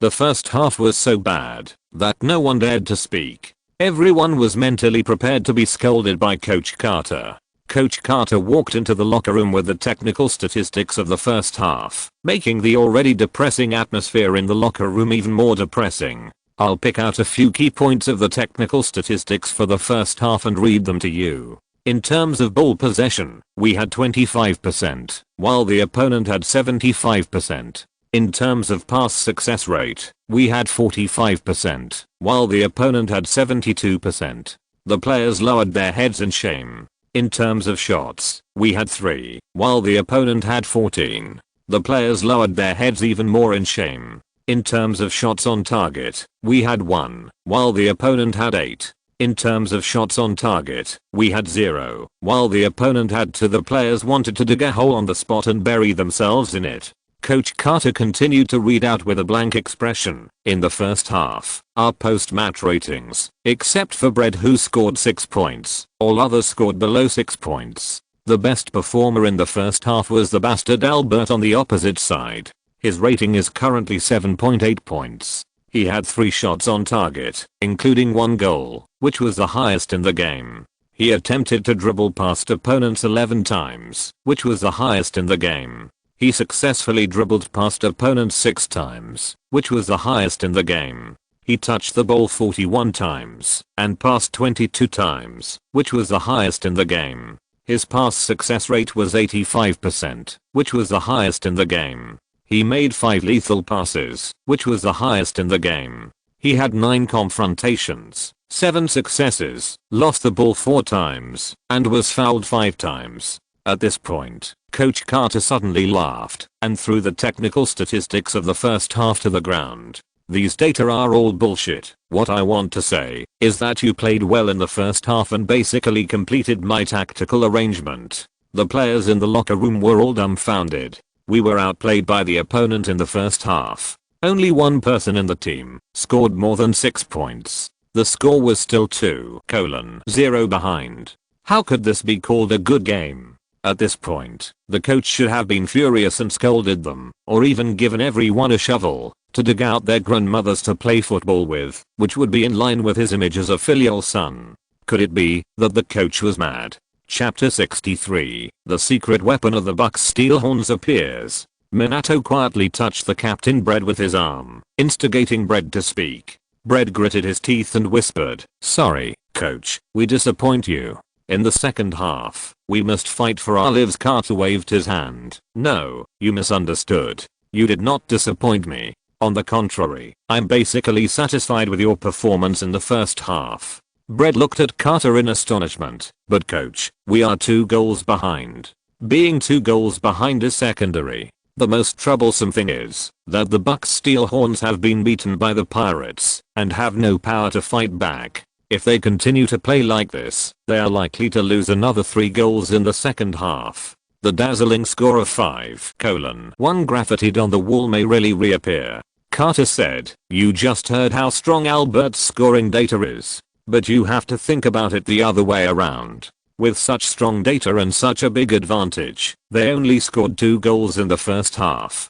Doesn't this just show that our defensive strategy has basically been achieved? In the first half, their physical energy has been consumed by us by almost 70%. They still want to save their physical energy to play against Rugby Golden Fleece 3 days later.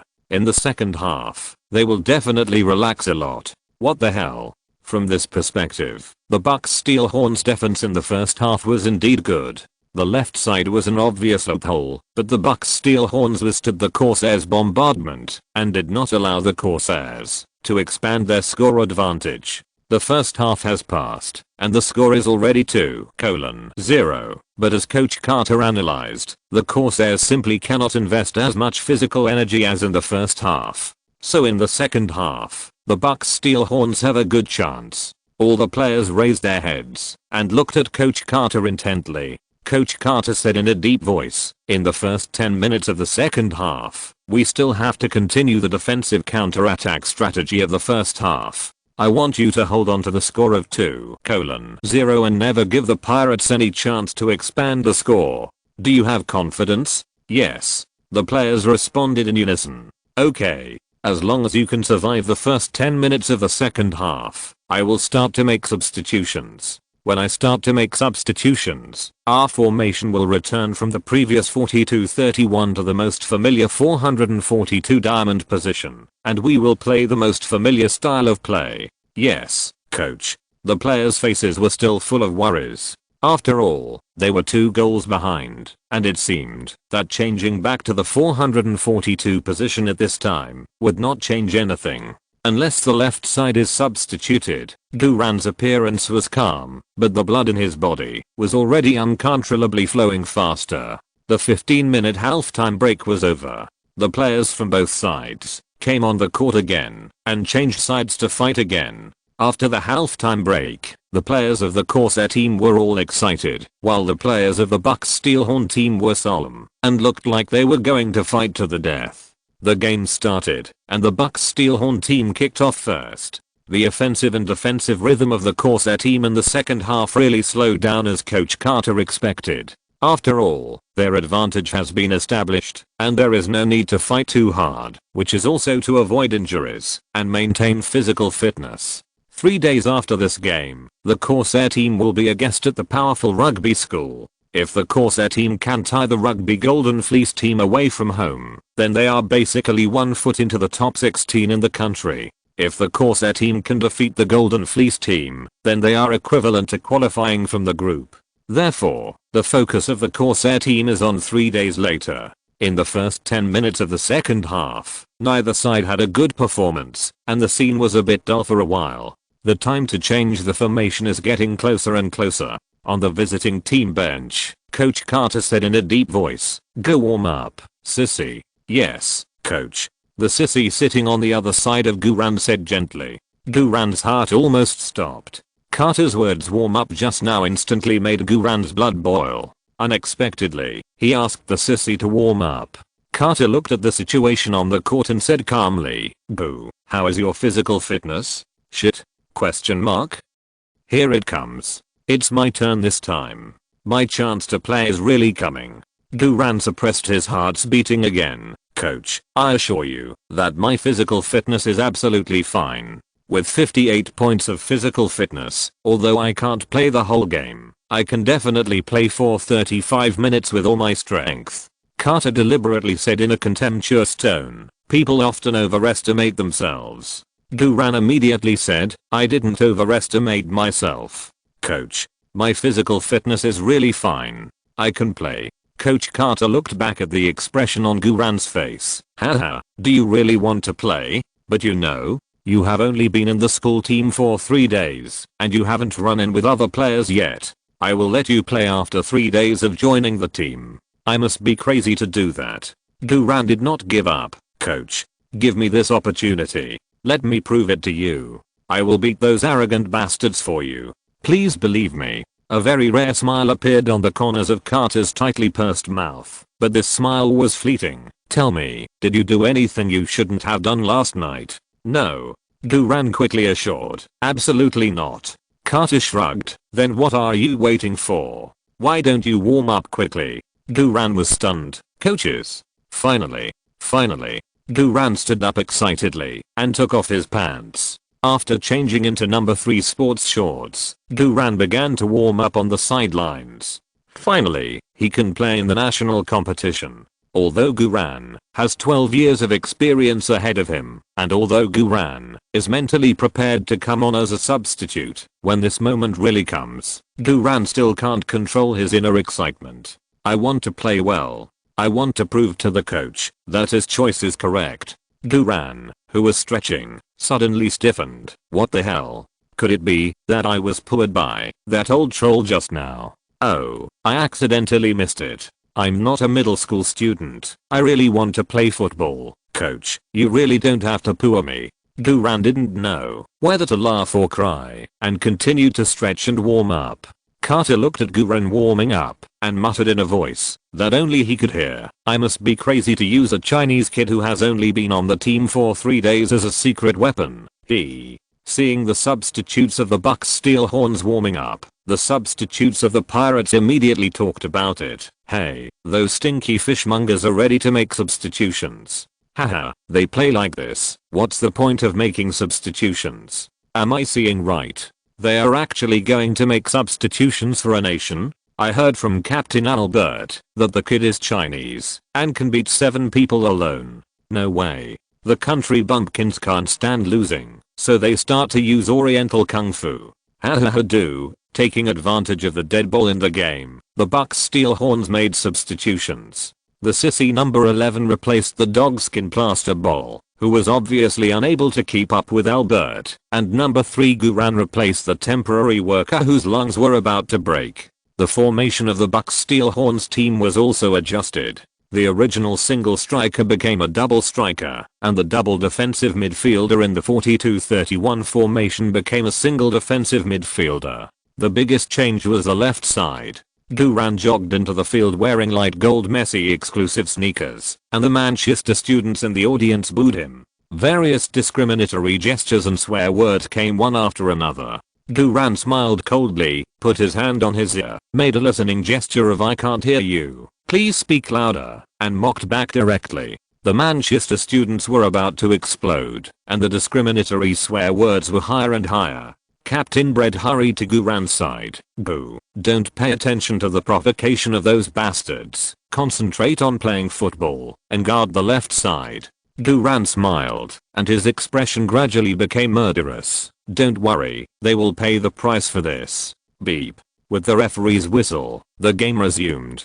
Chapter 64 explodes. A kick that penetrates the entire central axis defense line. Before the Bucks Steelhorn team made a substitution, the Corsairs got an indirect free kick in their own backcourt due to a pushing foul by the Bucks Steelhorn team. After the substitution, the central defender of the Corsairs team took the indirect free kick and passed the ball to Albert in the midfield. Without the dogskin plasters defense, the Corsair captain Albert obviously played more relaxed. After receiving the ball, Albert used his wide field of vision to suddenly pass the ball to the right front court and hit Guran's back. The Corsairs winger immediately went up and accelerated to chase the ball. The Manchester students at the scene shouted wildly. What they were most looking forward to now was the scene of the Corsairs breaking through the left side of the Bucks Steelhorn team. However, Guran's position on the left side was much better than the position of the temporary worker before. Although the ball was picked behind Guran, Guran did not lose his position, but his position was more advantageous than the Corsair winger. Guran quickly turned around and sprinted to chase the ball at the same time as Albert kicked. The first landing point of the football landed 30 meters in the right front field and continued to roll towards the sideline. Guran rushed to control the ball before the opposing winger rushed up. This is not only Guran's advantage in speed, but also in physical fitness and position. The effect of Coach Carter's small lesson to Guran before was reflected at this moment. The opposing winger obviously didn't expect Guran's speed to be faster than him. After all, the speed of the last opponent's temporary worker was too slow, so the opposing winger didn't accelerate at full speed this time and could only watch Guran pass the ball horizontally to the back midfielder Bread. Guran's first touch of the ball completed a key clearance. After Bread got the ball, he immediately took the ball to the middle. The tactical focus of the first half was defense. If there was a ball, long passes were made, and the front court would fight for themselves. After the substitutions and changes in positions in the second half, the tactics also changed. The tactical strategy for the second half was control the ball, play cooperation, pull the Pirates' defense line. Bread calmly passed the ball to the Watergate, who retreated to the midfield position to respond. Minato was blocked by 3 defensive players in the middle and immediately passed the ball to the blind man on the right. Although the Pirates played very loosely, their defensive skills were still very solid and the defense was not easy to break. The blind man had no better way to pass the ball, so he could only turn around and knock the ball back to Bread to reorganize. Guran raised his hand on the left side and asked Bread for the ball. Bread hesitated a little. Guran performed well in the team's training match, but this was a group match. Just when Bread was hesitating, Coach Carter stood outside the court with his hands on his waist and shouted, "Bread, left. To the left. Are you waiting for me to give you a shuffle?" With the coach's shout, Bread stopped hesitating immediately. Albert rushed up to press, and Bread made a cross pass to the left without waiting for Albert to get close. Guran received the ball while running forward. The opposing winger came up to intercept and sneered from a distance, "Chinese, can you dribble the ball?" Guran responded with a trash talk +1, "I dribble your mother's snowball." The opposing winger was stunned.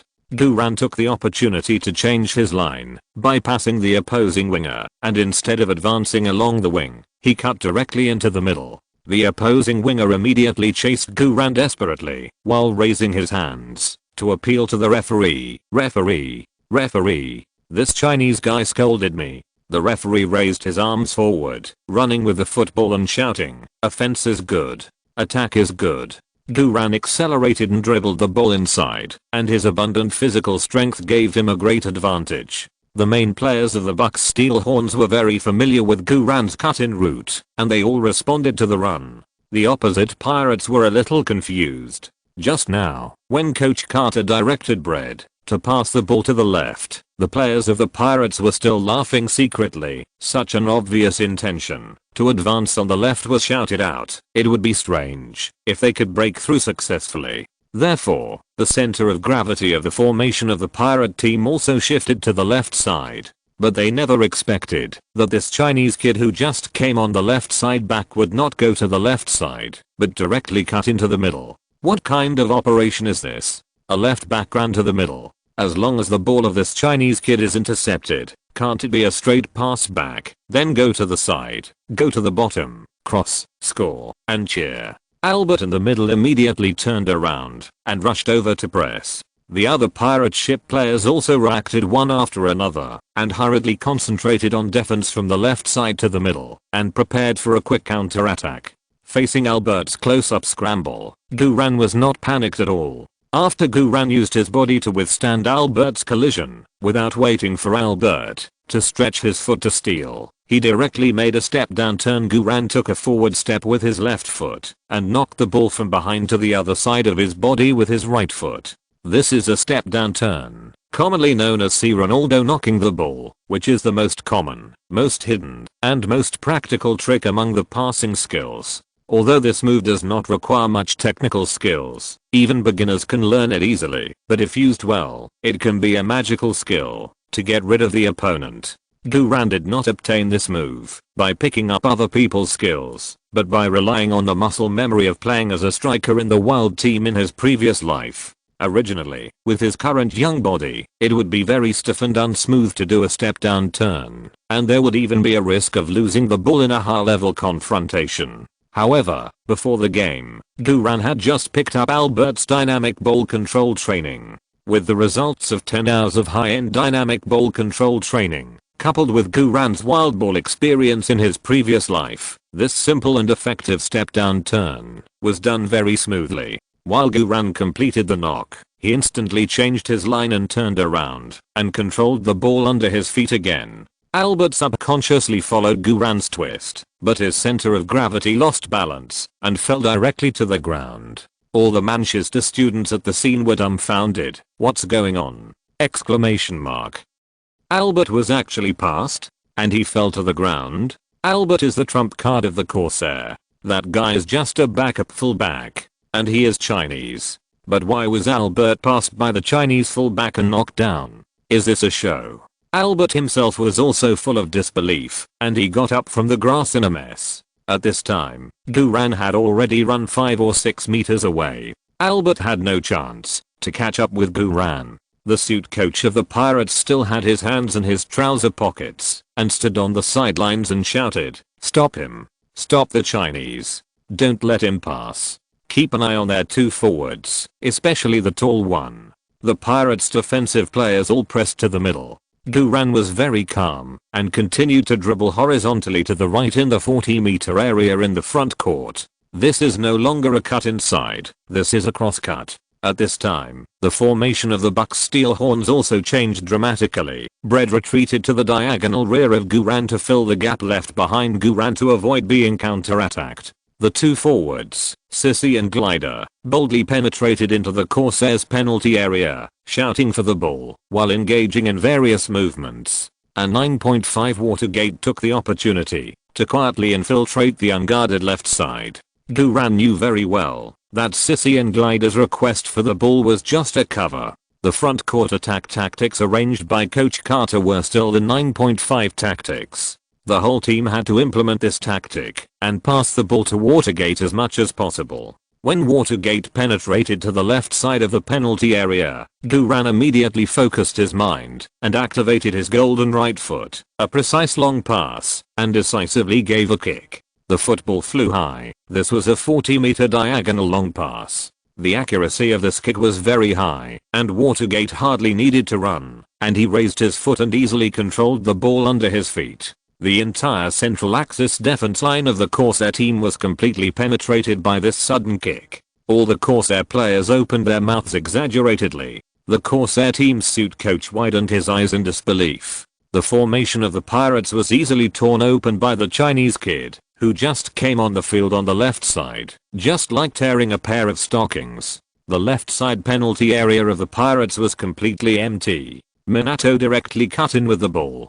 3 against 2 in the small penalty area. The goalkeeper of the Pirates rushed out to block Minato's shooting angle. The other 2 defensive players also rushed up to press Minato. Minato didn't stick to the ball, but decisively knocked the ball to the sissy standing in the middle. Facing the almost empty goal, the sissy didn't even adjust and pushed the shot. The ball went in. Chapter 65. I'm so excited. I'm going to overwhelm everyone. Please listen to me. The referee blew the whistle and gestured to the center circle, and the goal was valid.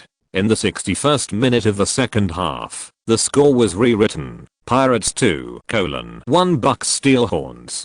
5 minutes after completing a substitution, the Bucks Steelhorns recovered a goal in an incredible way. Bucks Steelhorns. The drummer beat the jazz drum frantically and shouted, "Hi hi, invincible." This time, his drums and roars can be heard in every corner of the entire Pirates stadium. The Bucks Steelhorns bench was boiling instantly. Head coach Carter jumped up from the creaking broken chair, ran to the sidelines frantically, and cheered, "Little guys. Haha. Great job. Just kick like this. Just kick like this." After scoring the goal, the Bucks Steelhorns players rushed to the sissy and Minato, and celebrated wildly around the two. This goal was scored too timely and so inspiring.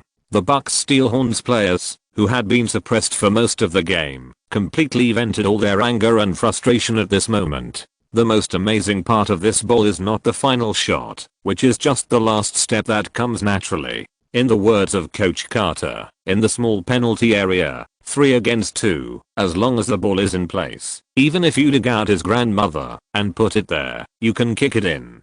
The most amazing part of this ball is the left back's cut in, get rid of, and make an accurate diagonal long pass. The left back's cut in was already surprising, and what was even more surprising was that this Chinese kid was extremely fast. Not only was his physical fitness able to withstand Albert's impact, but he was also able to use the ordinary but extremely effective pressing step turn technique in dynamic running. What was even more surprising was that this Chinese kid had a high football IQ and extremely superb right foot skills.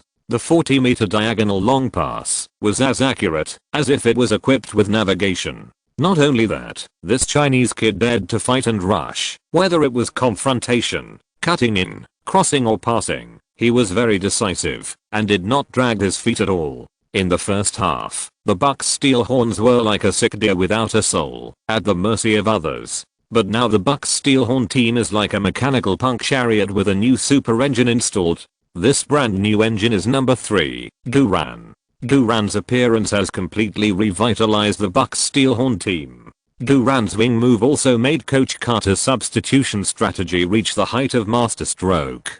Coach Carter did use Duran as a secret weapon, but he instigated a goal within 5 minutes of coming on the court, which was something Carter did not expect. This is really a big surprise. At this moment, Duran stood on the green field, watching his teammates cheering and hugging wildly to celebrate, and he was also trembling slightly. Adrenaline and dopamine mixed in his blood vessels, surging and impacting his heart and brain nerves. Only those who truly love it can experience this feeling.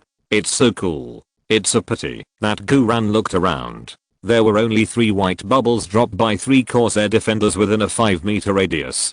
Albert, who wanted to get something for free, had just retreated to the penalty area quickly. He was 7 or 8 meters away from Duran, beyond the range of the bubble generation. He could only find another opportunity. Duran ignored the white bubbles around him and prepared to turn around and walk back to his defense zone. "Hey, go. Come on. Minato separated the players who were celebrating around them and waved to Guran. This was an invitation for him to celebrate together. This goal made the entire Bucks Steelhorns team recognize his strength. Guran hesitated for a moment, smiled and waved his hand. I don't want to celebrate with you guys. Minato whispered a few words to the other players, and then these bad boys ran to the bottom of the East Main stand together. Minato led the way, holding his ears with exaggerated movements, and pretended to listen to the students of Manchester Grammar School. This is an imitation of Guran's response to those discriminatory taunts when he first came on the court. Other Bucks Steelhorns players also imitated and provoked and taunted the Manchester students. This is also the team's actual support for Guran. Guran is a member of the Bucks Steelhorns team. Insulting and discriminating Guran is insulting and discriminating everyone in the Bucks Steelhorns team. No matter what Manchester Grammar School you are, no matter if you are ranked in the top 50 in the UK, no matter if you are at home, no matter if you have 700 people. If you don't accept it, just fight. Bucks Steelhorns have never been afraid of fighting. The students of Manchester School were immediately furious, spraying all kinds of dirty words at the arrogant Bucks Steelhorns, and all kinds of insulting gestures. Of course, they really didn't dare to rush down to the field to fight. The All England High School Football Championship is hosted by the English Football Association. Although it is amateur level, the rules are no different from professional competitions. If the home fans make trouble, then the Manchester Pirates will bear all the responsibility as the home team, and will be disqualified and eliminated directly. The students of Manchester School of Arts and Sciences naturally understood this risk. Although both sides could curse and provoke each other, they could not escalate to group violence. Come on. Go. Come on. Go. You are the only one missing. The celebration of the Bucks Steelhorns is incomplete without you. Not only Minato, but all the players of the Bucks Steelhorns were inviting Guran to join the listening celebration. Damn, these middle school teammates. Guran felt a little bit sour in his nose, and his feet involuntarily accelerated and rushed to the position of his teammates. The teammates separated into two rows, and gave the middle channel to Guran. Come on, please listen to me. Guran made a beautiful slide, stood still, held his ears with both hands, and listened to the sound of the Manchester students breaking the defense. The Manchester students were all mad with hatred. Various paper balls and beverage bottles were thrown from the stands. What's even more outrageous is that some girl threw a bra rust bar into the field. She quickly repeated the listening action, and then did it again. Seeing the Manchester students break through the defense, all the bad boys of the Bucks Steelhorns were so happy, and at the same time they cheered for Guran. Guran felt tears welling up in his eyes. This was the first celebration since his rebirth, and he celebrated with the Bucks Steelhorns. It was so fucking fun. Guran felt that all the cells in his body were refreshed. When he played wild ball in his previous life, he also scored goals and celebrated with his teammates, but the feeling of celebrating today was unprecedented. It was just arrogance. It was publicity. It was riding on the opponent's face and slapping wildly. There was no need to be subtle. There was no need to restrain. This is real football. This is a real blood-pumping battle. Just do it. Guran high-fived his teammates, then quickly calmed down and ran back to his position. After all, the score was 2-1, and they were still the lagging side. Rusty, let's go. The ball is about to be kicked off. Come on. Come on. Rusty did the listening action again with an unsatisfied look, and was the last one to run back to his position. The game continued. Don't worry. After Albert of the Pirates got the ball, he steadily advanced to the middle and said calmly and experiencedly, the opponent just scored a goal by chance. We are still in the lead. Everyone just needs to be a little more serious next time. Chapter 66. Remarks on the release. I received a notice from the editor that this book will be available at 12 noon tomorrow. According to international practice, it is time to ask all readers to subscribe. So, I beg for subscription support. This book has been written for 200,000 words so far. Compared with my previous books, the performance is poor. In the 4 rounds of Park in the sports category, I didn't pass the first round.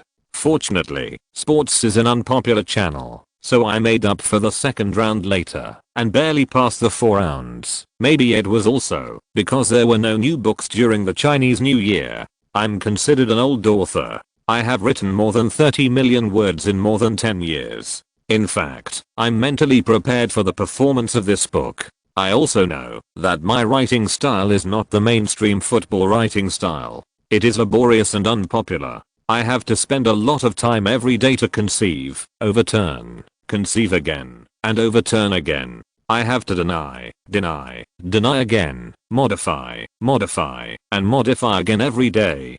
To be honest, I'm a little happy in it. First of all, I like football, and secondly, I can write online novels. I'm motivated to write about the topics I want to write about, even if the results are not good at the beginning. In fact, I have written a football article on an external website before. Because it was my first time writing, I also imitated the writing style of mainstream football articles at that time. I started with all kinds of full scale, one game after another. The writing style of that book was simple and rough, and the results at the beginning were quite good.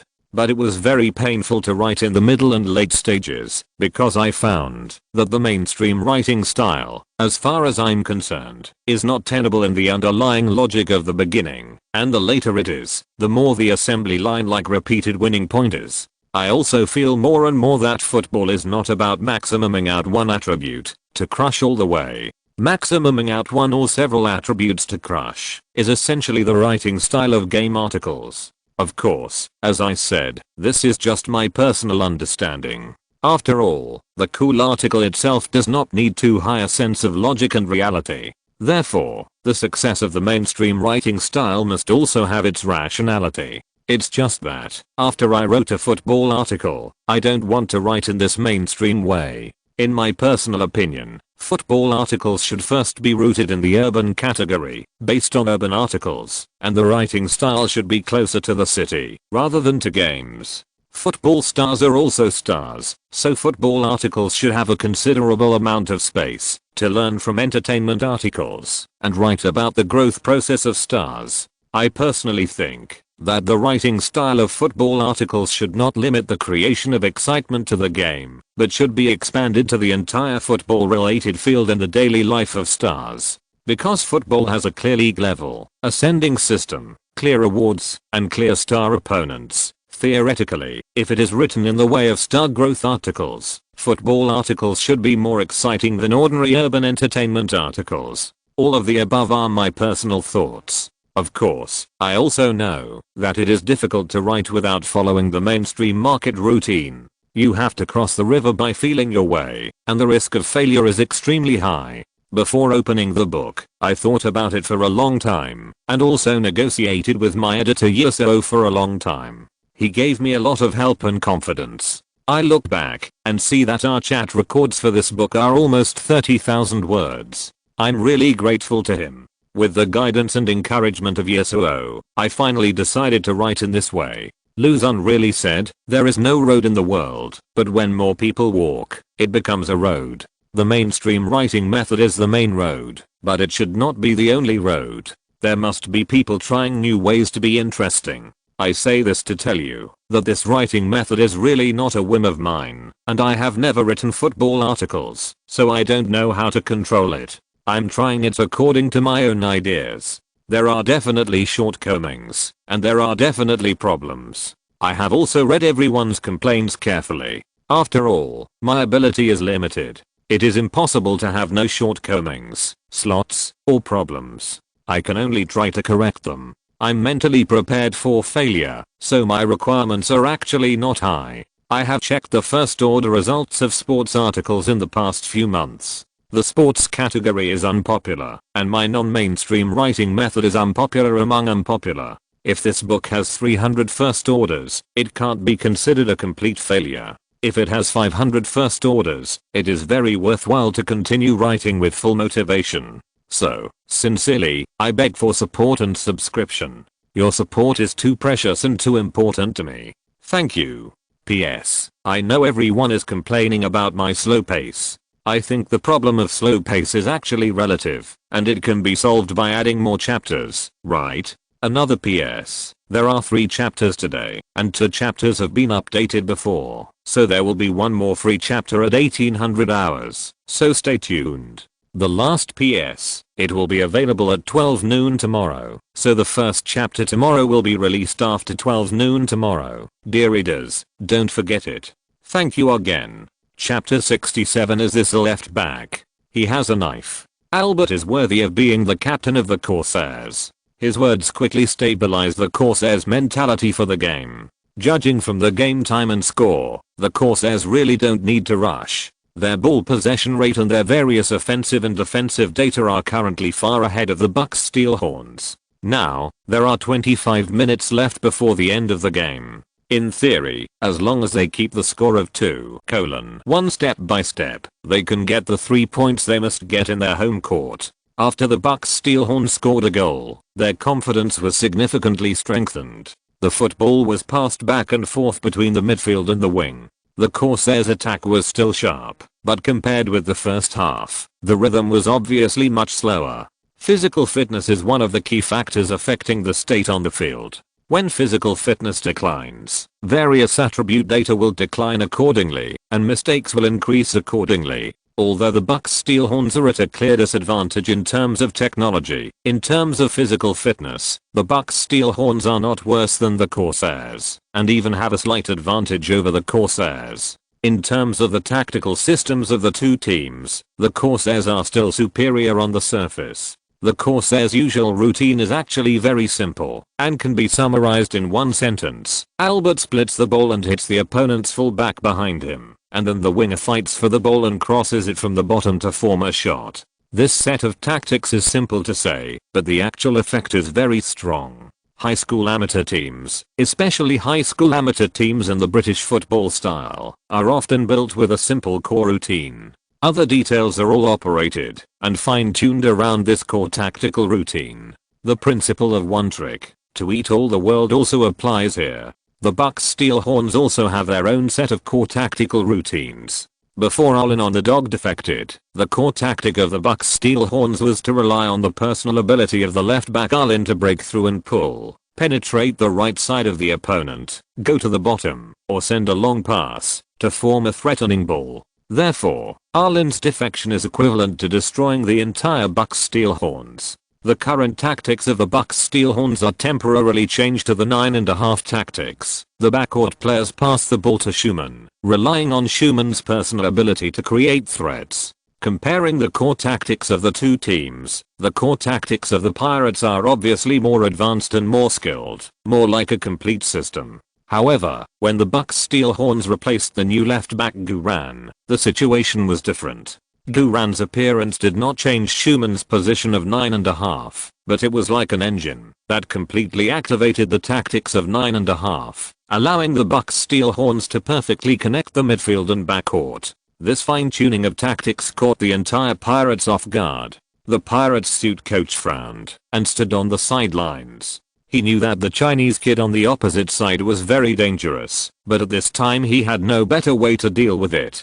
He could only shout a few words from time to remind the Pirates players to pay attention to the position of the Chinese kid, to prevent the Chinese kid from taking the ball and suddenly cutting in. The two sides attacked and defended each other in the next 10 minutes, but neither side achieved new results. Guran guarded the left side of the Bucks' Steelhorns, always maintaining a linear position with the backline, patiently waiting for the opportunity. In the 81st minute of the game, the Bucks' Steelhorns made a mistake in the pass and connection on the right side. The Corsair fullback intercepted the ball and decisively passed it to his back midfielder. The back midfielder of the Corsair made a straight pass and passed it to Albert in the middle of the midfield. Albert easily controlled the ball under his feet and accelerated to dribble forward. The Manchester school students at the scene immediately cheered excitedly, and the whole audience roared 3:1. The formation of the Bucks' Steelhorns team retreated urgently, and the back midfielder came up to defend Albert. Albert looked relaxed and sneered. He was very experienced and half turned to protect the ball, holding the bread, while his body was facing the left side of the Bucks' Steelhorns, ready to kick the ball, and at this time, Guran accelerated to sprint to the middle area. Albert just raised his head and was immediately shocked. He didn't expect that Guran would give up defending the left side and run to the middle to intercept. What he didn't expect was that Guran's sprint speed was so fast that he sprinted more than 20 meters in 3 seconds. The moment Albert looked up, Guran had already sprinted 2 or 3 meters in front of him. Logically, when Guran rushed over to intercept, there would be a huge gap behind Guran, and at this time, the right winger of the Corsair had already been around the 30-meter area of the side. Albert only needed to pass the ball out, and the deadly threat of the Corsair's offensive wave would be formed. But Guran sprinting blocked the passing channel between Albert and the right winger of the Corsair in a very short time. The timing and route of the ball had been blocked. At this time, if the ball was changed to the penalty area, the winger would not have time to cut inside, and would definitely not be able to respond. The only remaining options were to pass the ball horizontally to the side or turn around, to protect the ball and knock it back. However, there was no teammate on the side to support, and turning around to knock it back was equivalent to giving up this offensive opportunity. This seems to be just an ordinary game, but in fact it is a battle of wits and courage between Guran and Albert. At this moment, Guran's football IQ played a decisive role. Defend the center and let the wingers go. Let the wingers go to the bottom, but cut off the passing channel between the center players and the wingers, and form a 2-on-1 with his own midfielder in the center, forcing the opponent's center players to pass back or make mistakes. Although it was only a small class, Guran has truly understood the essence of advanced defense for fullbacks. One's own football IQ, grasp of the timing of interception, sprint speed, self-confidence, and reading and predicting the opponent's players are all indispensable. At the moment when Albert hesitated about how to deal with the ball, Guran decisively used his body to hold Albert. Albert didn't care at first, but soon his face changed. Really hard. Albert flicked the ball with his toes from the side, trying to pass Guran with the details under his feet. Guran didn't care about the ball at all. He just used his body to squeeze Albert, and squeezed Albert out of the ball control range. Compared with Guran's decisive collision, Albert handled the ball too hesitantly. The ball was lost. Brett next to him immediately seized the opportunity, and picked up the ball at the first time. This was a suffocating defensive cooperation in the middle. Beautiful. Coach Carter raised his arms and roared, "Give it quickly. Give it quickly." After Albert lost the ball, he didn't care about confronting Guran, and rushed back to Brett on the spot. Brett had been prepared for a long time, and directly kicked a short pass forward. Guran accelerated and sprinted directly, following the straight pass along the middle. This time, it was not a cut inside, but a straight run. The Pirates' defense line was suddenly in chaos. Their two wingers quickly shrank to the midfield, and the players in the middle rushed up to steal and intercept. Albert also ran back with all his strength. Guran withstood the physical collision of the Pirates' defensive players, and made two tacit 2-on-1 cooperations with the retreating Schumann. The Pirates players who came up to defend Guran in the middle were stunned. Is this the left back? He is carrying a knife. He is still carrying it. 10 meters away, he will enter the penalty area. Chapter 68, Face Riding and Taunting. This time, I'm sure he'll take action.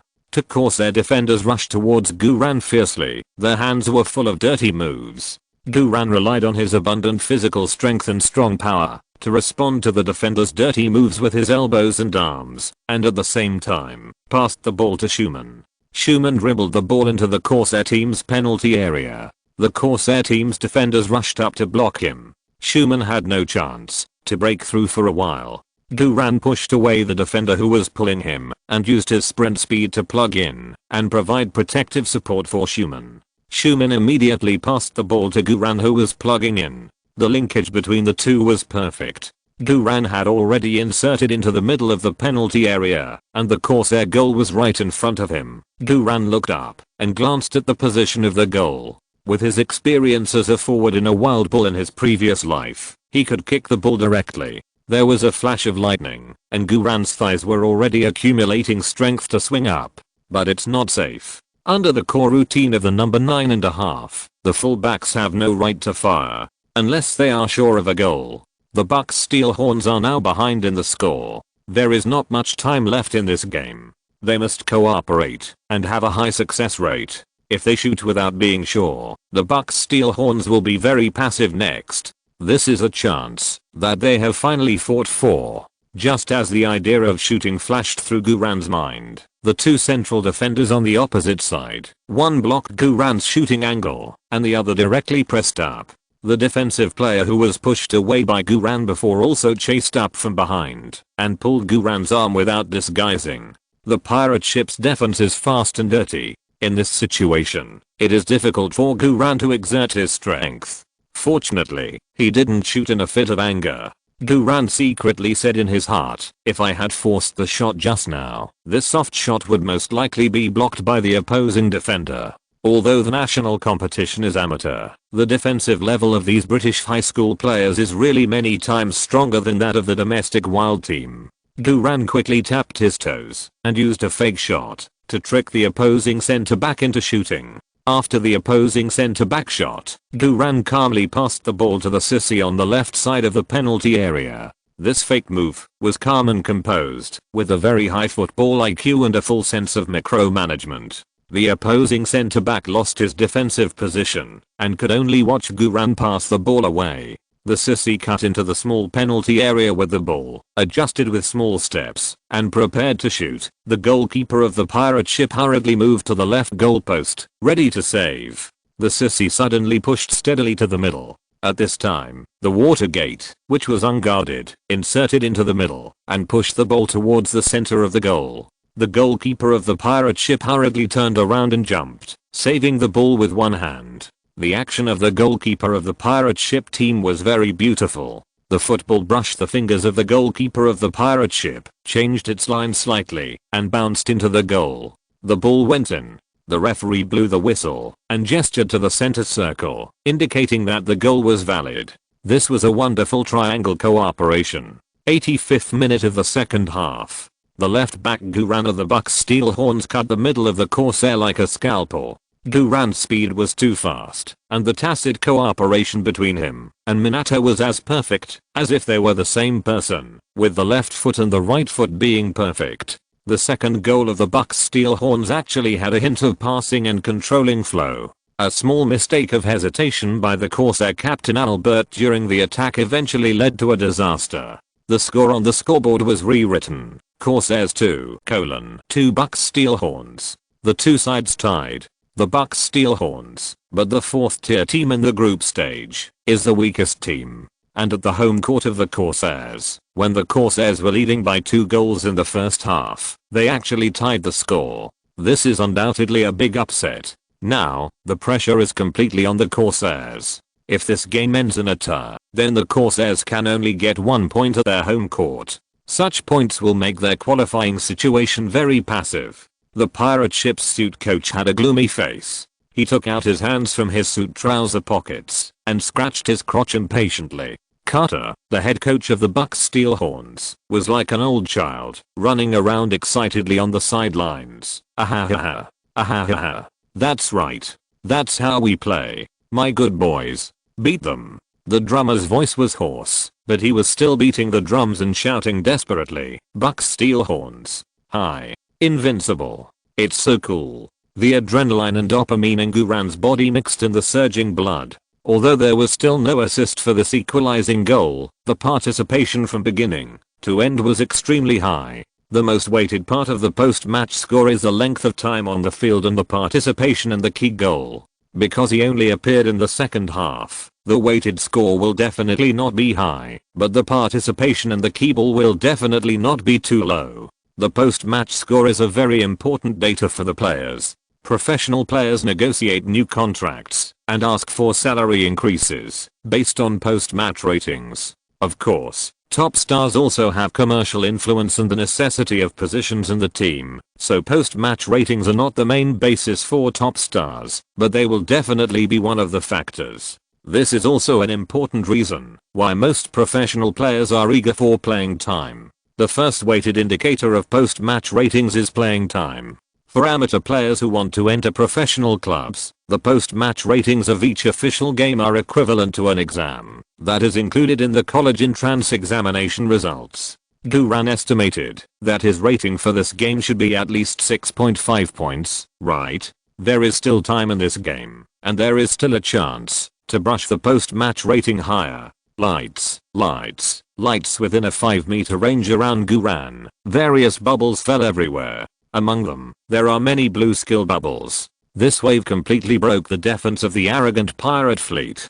Guran looked back and saw it got it. Albert was within 5 meters behind Guran, and a full blue bubble appeared under Albert's feet. Ha ha ha. Little guy. Finally, I got it for free.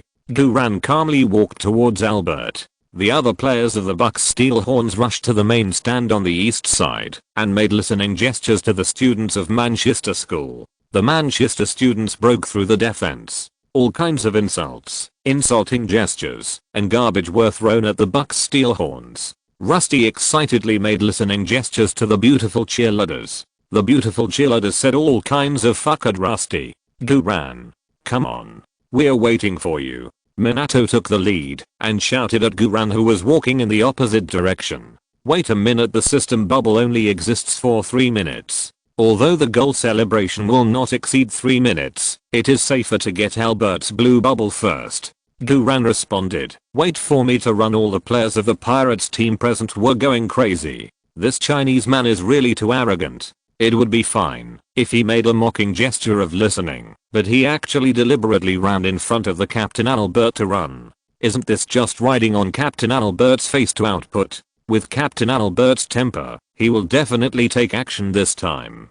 The players of the Corsair were ready to watch the fun. Guran ran to Albert, ignoring the expression on Albert's face, and stretched out his foot to quickly kick in front of Albert. Anyway, others can't see the system bubbles, so Guran doesn't have to worry about his air kick. The muscles on Albert's face twitched uncontrollably. What do you mean? Riding on my face and mocking me for not being able to control the ball? Or mocking me for not being able to score a goal? Do you think you can do whatever you want with Chinese Kung Fu? This is the British Empire. Albert clenched his fists ferociously and took a step back. Light. If you're listening to this novel on a channel other than Fanfic World, it means they downloaded and uploaded it without effort. We cordially invite you to visit our channel, Mundo Fanfic Novelos. There you'll find the original version of this story, and you can explore many other novels of various genres. We're waiting for you to immerse yourself in a world of incredible novels.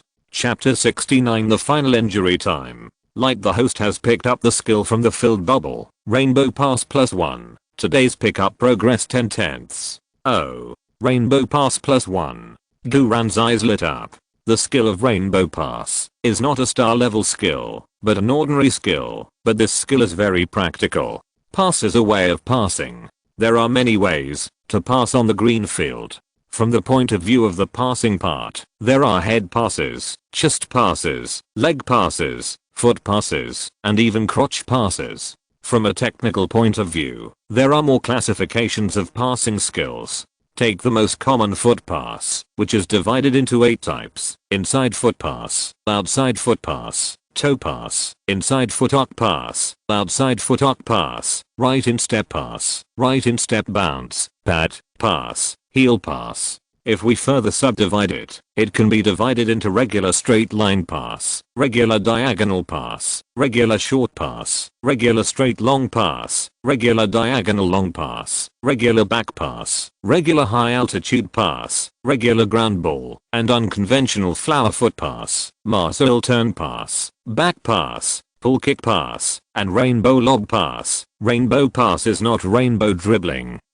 The two names are similar, but one belongs to the passing skill and the other belongs to the dribbling skill. The lob pass is a regular action and can also be advanced to a more advanced unconventional passing skill. Take Albert for example. His biggest technical feature is actually dribbling the ball in the middle and then suddenly lob the ball with his toes to hit the back of the fullback. In the first half, Albert's trick was tried and tested. Football is not a sport that can only be won by the skills of top stars. How to turn ordinary skills into magic at the right time is the most exciting. The lob pass technique is very simple, and even beginners can do it. Just put the ball on the toes and lob the ball to the target area with the toes. The advantage of a lob pass is that the ball is not fast, but can hit behind the fullback. The landing point is accurate, there is no rotation, and it is easier for teammates to stop and control the bull. This requires long-term training of the thigh muscle group, explosive power, and a certain sense of the bull.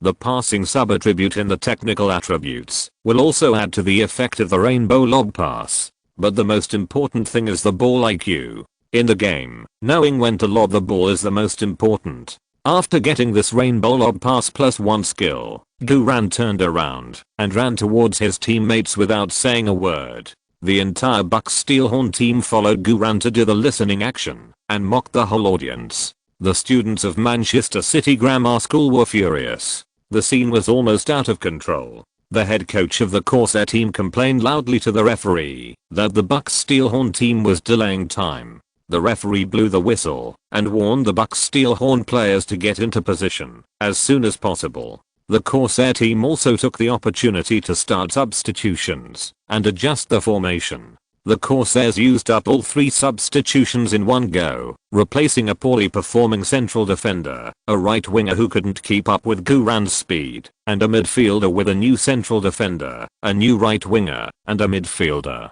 The formation of the Corsairs also changed accordingly, from the previous 442 formation to a 433 formation. Obviously, the Corsairs will attack frantically in the remaining minutes of the game. They are absolutely unwilling to spit out the 3 points that they had already eaten. Albert, the core and captain of the Corsairs, was pushed directly to the forward line, and their tactics also changed from splitting the ball in the middle to flying on both wings, relying on 3 forwards to grab points in the penalty area. This tactic seems rough, does not pay attention to any technology, and relies entirely on long passes and grabbing points, but this tactic is often the most effective. The 4th official on the sidelines held up a sign to announce 5 minutes of injury time. In this way, including the remaining 3 minutes of the game, this increasingly exciting group match only has 8 minutes left. At the last moment, the Corsairs attacked with all their strength. After the Corsairs kicked off in the center circle, they directly made a long pass to the wing. This time they chose to attack the right side, where Huarelio was. Return to defense. Return to defense. Carter stood on the sidelines and shouted anxiously, "Minato, withdraw.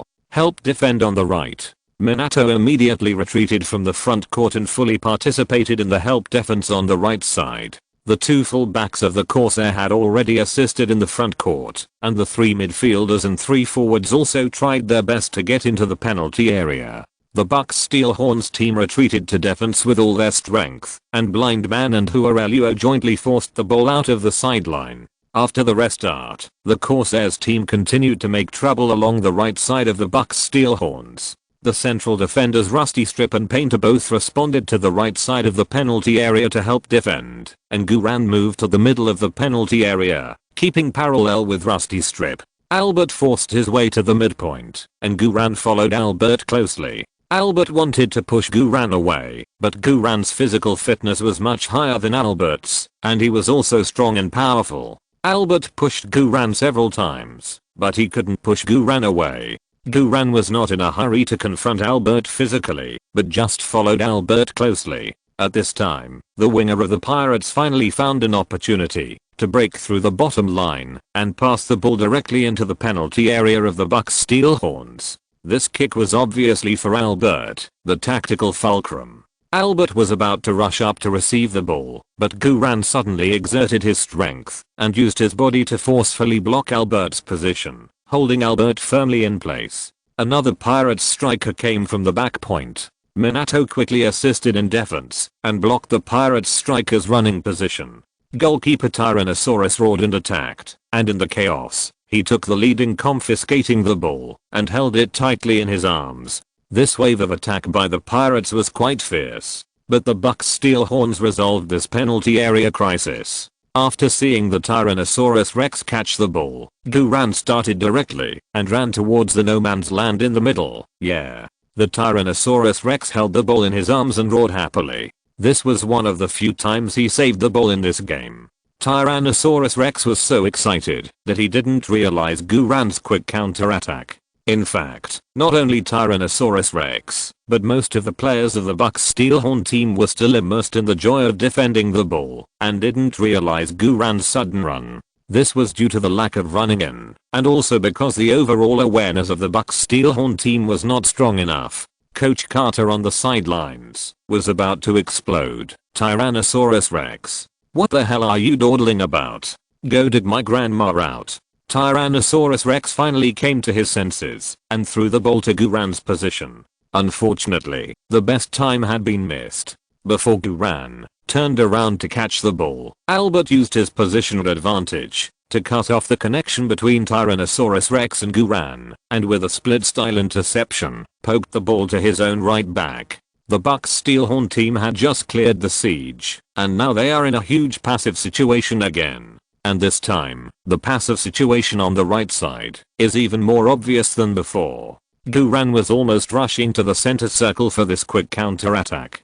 The left side of his own team was completely empty. After receiving the ball, the right back of the Corsair team quickly dribbled the ball across the center line. The left side in front of him was empty. Beside him, there was also the newly substituted right winger to provide support and protection. And the most threatening Albert was also turning around and heading straight into the penalty area of the Bucks Steelhorns. This was a great opportunity for the Corsairs. The Manchester school students at the scene shouted and cheered wildly. Brett rushed to the left side to fill in the position and intercept the defense. The right back of the Corsair continued to run with the ball, and it seemed that he was about to break through to the 30-meter area in the front court unimpeded. In this area, whether it is a 2-on-1 cooperation with the winger or a direct diagonal pass to the penalty area, it is very advantageous. Just when the right back of the Corsair was wondering whether to directly brush the assist data, a red and white figure rushed from the inside road. Guran. Chapter 70. Shocking performance. Rainbow pass.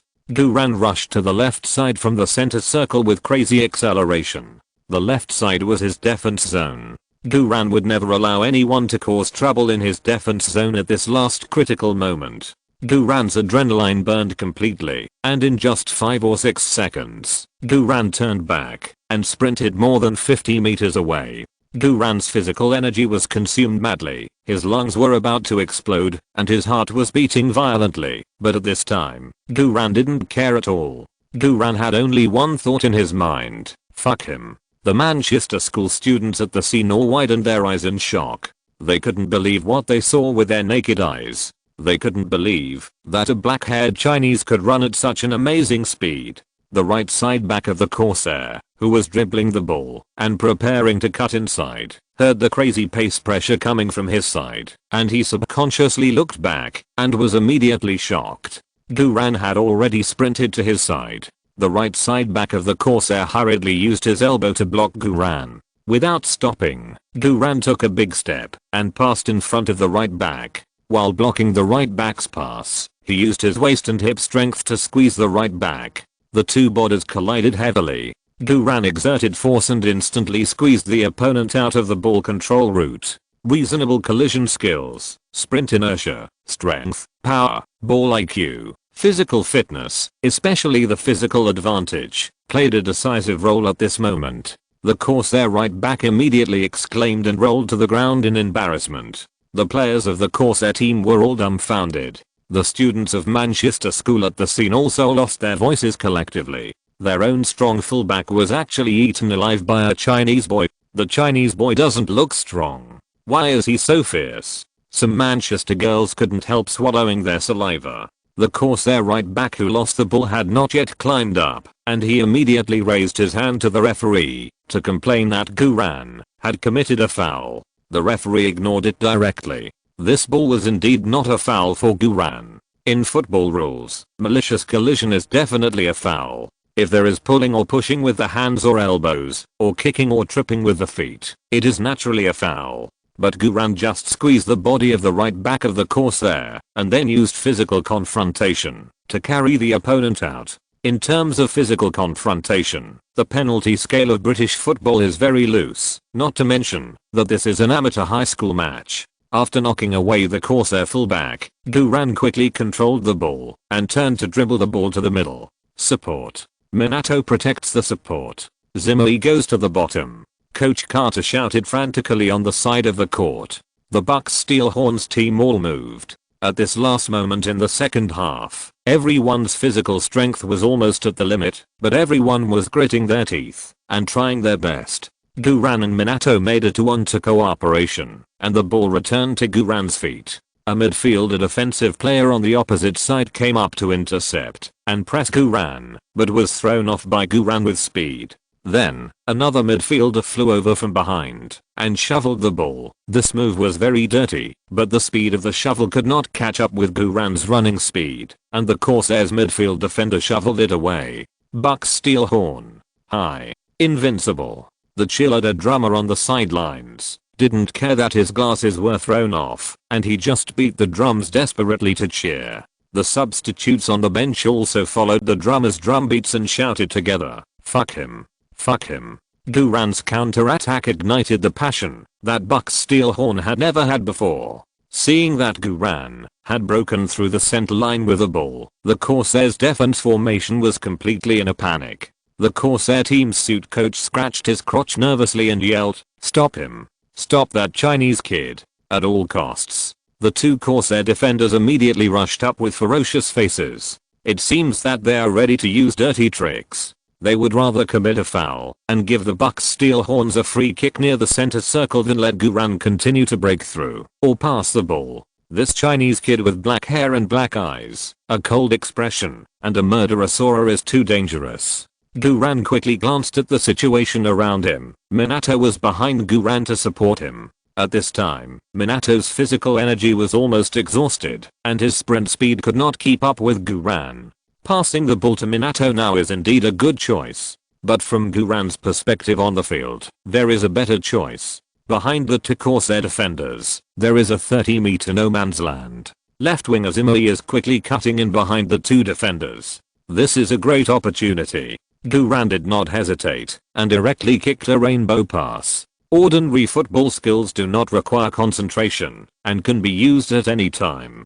Guran exerted force on his thigh muscles, stretched his toes, and picked up the ball directly. The football was like a rainbow, passing over the heads of the two defenders and landing 30 meters behind them. The first landing point was on the left side of the penalty area. This landing point directly penetrated the defense line that the pirate ship had worked hard to build. The Manchester school students at the scene were collectively dumbfounded.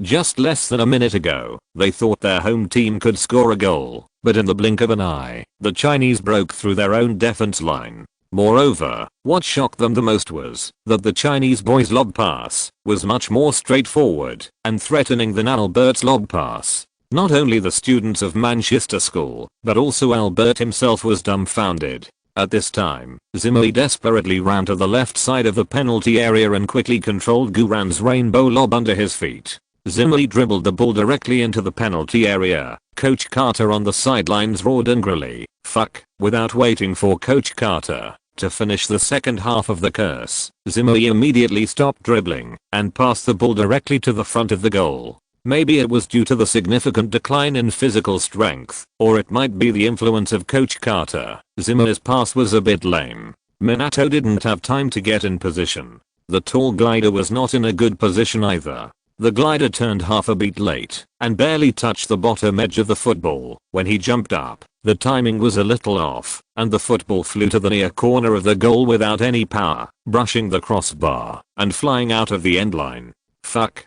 Fuck. Fuck. Carter stamped his feet and howled angrily on the sidelines, but did not directly criticize him. The glider covered his head and knelt on the grass, his face full of depression. Zimui even hung his head, with his hands on his hips, not daring to face the eyes of his teammates. Guran couldn't help but sigh to the sky. What a pity, what a pity. This ball was originally a great opportunity to overtake. If Zimui could pass the ball steadily to Minato, and Minato would cooperate with the glider, then this ball would really be there. Unfortunately, after the physical strength of all the players declined, there were problems with the coordination in the last link. Guran applauded his dejected teammates to show encouragement. There was not much time left in this game. Guran tried to stabilize his mentality, adjusting his breath, while quickly retreating to his position. After nearly 40 minutes of fierce confrontation, his physical strength had reached the bottom. It might be difficult to have a good opportunity like the one just now in this game. Although it was a pity, this is football. The game resumed, and the Pirates took a goal kick. Under the command of the coach in suits, the Pirates pressed forward and madly attacked the defense of the Bucks Steelhorns. Chapter 71 begins. A small step to the top of world football. There was not much time left in the game. In the final moments, the Corsairs launched a nearly crazy bombardment from both wings. The Bucks Steelhorns completely retracted their defense back to the penalty area and defended with all their might. Rusty performed well and headed off 3 consecutive high-altitude threatening crosses from the Corsairs. The Corsairs got 3 out-of-bounds balls into corner kicks in the injury time. However, under the tight defense of the Bucks Steelhorns and the Corsairs' own mistakes, the score remained unchanged. The Corsairs players were almost going crazy, and all kinds of dirty tricks such as pushing, pulling, kicking, and trampling were frequently used. The two teams were full of gunpowder and almost fought several times. Fortunately, the referee intervened in time. The students of Manchester School booed angrily. This time, they were not booing the Bucks Steelhorns, but their own Corsairs. What kind of kick was this? The Bucks Steelhorns were the 4th tier in Group E, which means they were the weakest team. Before registering the players, the core players of the Bucks Steelhorns defected to other school teams. However, in the home court of the Corsairs were chased by 2 goals in a row, which ruined the good situation in the first half and finally forced them to a draw. Moreover, if it weren't for the coordination errors of the Bucks Steelhorns, the score might have been reversed at 2:3. The Corsairs played so shamefully. Before the start of the game, they were still shouting 5:1, but now all the students' faces were beaten by the Bucks Steelhorns. At this time, the extra time had exceeded 5 minutes, but the referee had not blown the whistle. Coach Carter pointed at the watch on his wrist and protested loudly to the referee, "Mr. Referee, the extra time is almost 7 minutes. You don't want to play Ferguson time. You don't want to add extra time until the Corsairs score a goal?" The referee rolled his eyes at Coach Carter. At this time, Rusty Strips once again headed the high ball of the Corsairs team out of the left side of the penalty area. The ball was about to go out of bounds, and Guran immediately started to sprint. Beep, beep, beep. The referee blew the whistle to end the game. The game was over. Guran had no choice but to slow down and give up.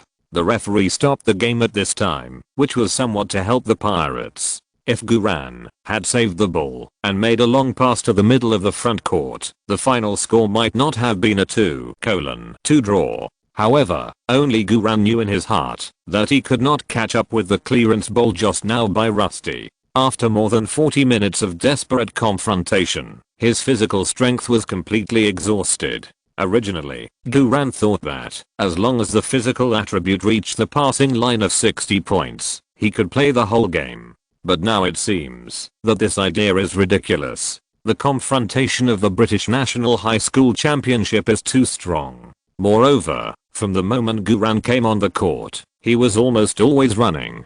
Super strong confrontation plus non-stop running. This is completely different from playing street ball in China. Not to mention domestic street football. Even the domestic professional league cannot reach this level of competition. Domestically, people play health-preserving football, and the rich old men all play while standing, watching, and walking. But in the UK, even if it is just a non-professional high school match, there is no time to stand down. The whole process is running, fighting, and fighting. This new competition environment makes every cell in Guran's body excited.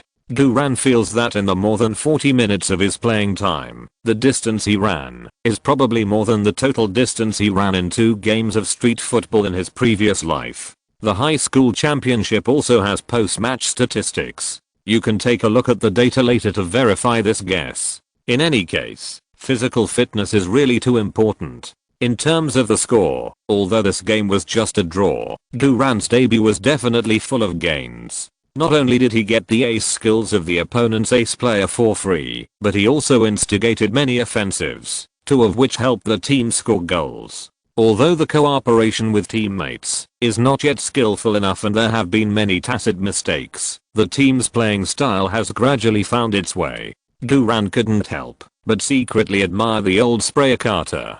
As the head coach of a weak team, Carter completely controlled the locker room. and Carter had a very clear understanding of the positioning of his own team. It was because of Coach Carter's weak defense in the first half that the sudden change of formation in the second half was effective. In terms of tactical application, the Bucks Steelhorns are much stronger than the Corsairs. This is only the first game of the Group E group stage, and there are 2 more games to come. I'm looking forward to Coach Carter's change of formation in the next 2 games. Duran took a deep breath, and his confidence to continue fighting has never been so strong. At this time, the DJ on the scene announced the final score of the English Football Association with a crying voice: Corsairs 2, 2 Bucks Steelhorns. The players of the Corsairs bowed their heads and left the field depressed. The players of the Bucks Steelhorns happily hugged each other to celebrate. The Bucks Steelhorns team snatched 1 group point from the Corsairs team, which was 1 level stronger than them, on the road.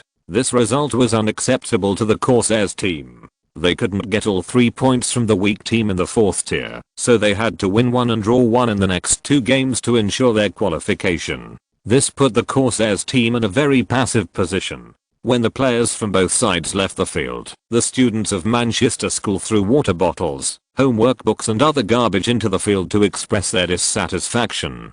There were even some rebellious students who applauded and cheered for the Bucks Steelhorns team. The football atmosphere in the UK is really a top-notch experience. If you play well, the fans can treat you as a god. If you play badly, the fans can form a group to kill you.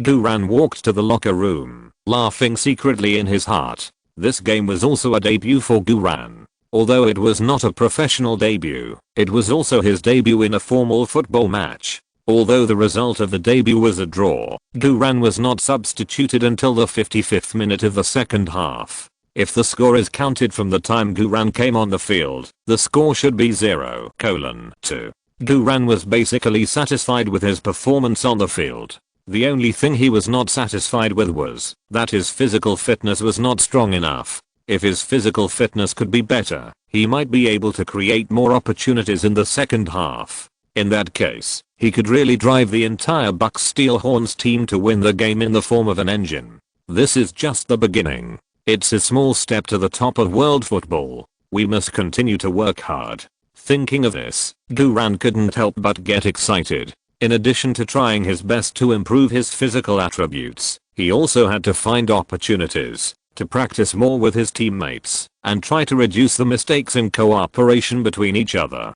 But now, he is not very familiar with his teammates on the Bucks Steelhorns. How can he talk to them about practicing together? When Duran was frowning and thinking, Minato ran to Duran with a smile and put his arm around Duran's shoulders like a brother for many years. Hey, Boo, you played really well in this game. I think the cooperation between the 2 of us is really good. What do you think? That's actually because I got your 2-on-1 skill for free, so when I cooperate with you, it's like one person. Duran cleared his throat. Oh, is that so? Minato laughed and said, don't pretend.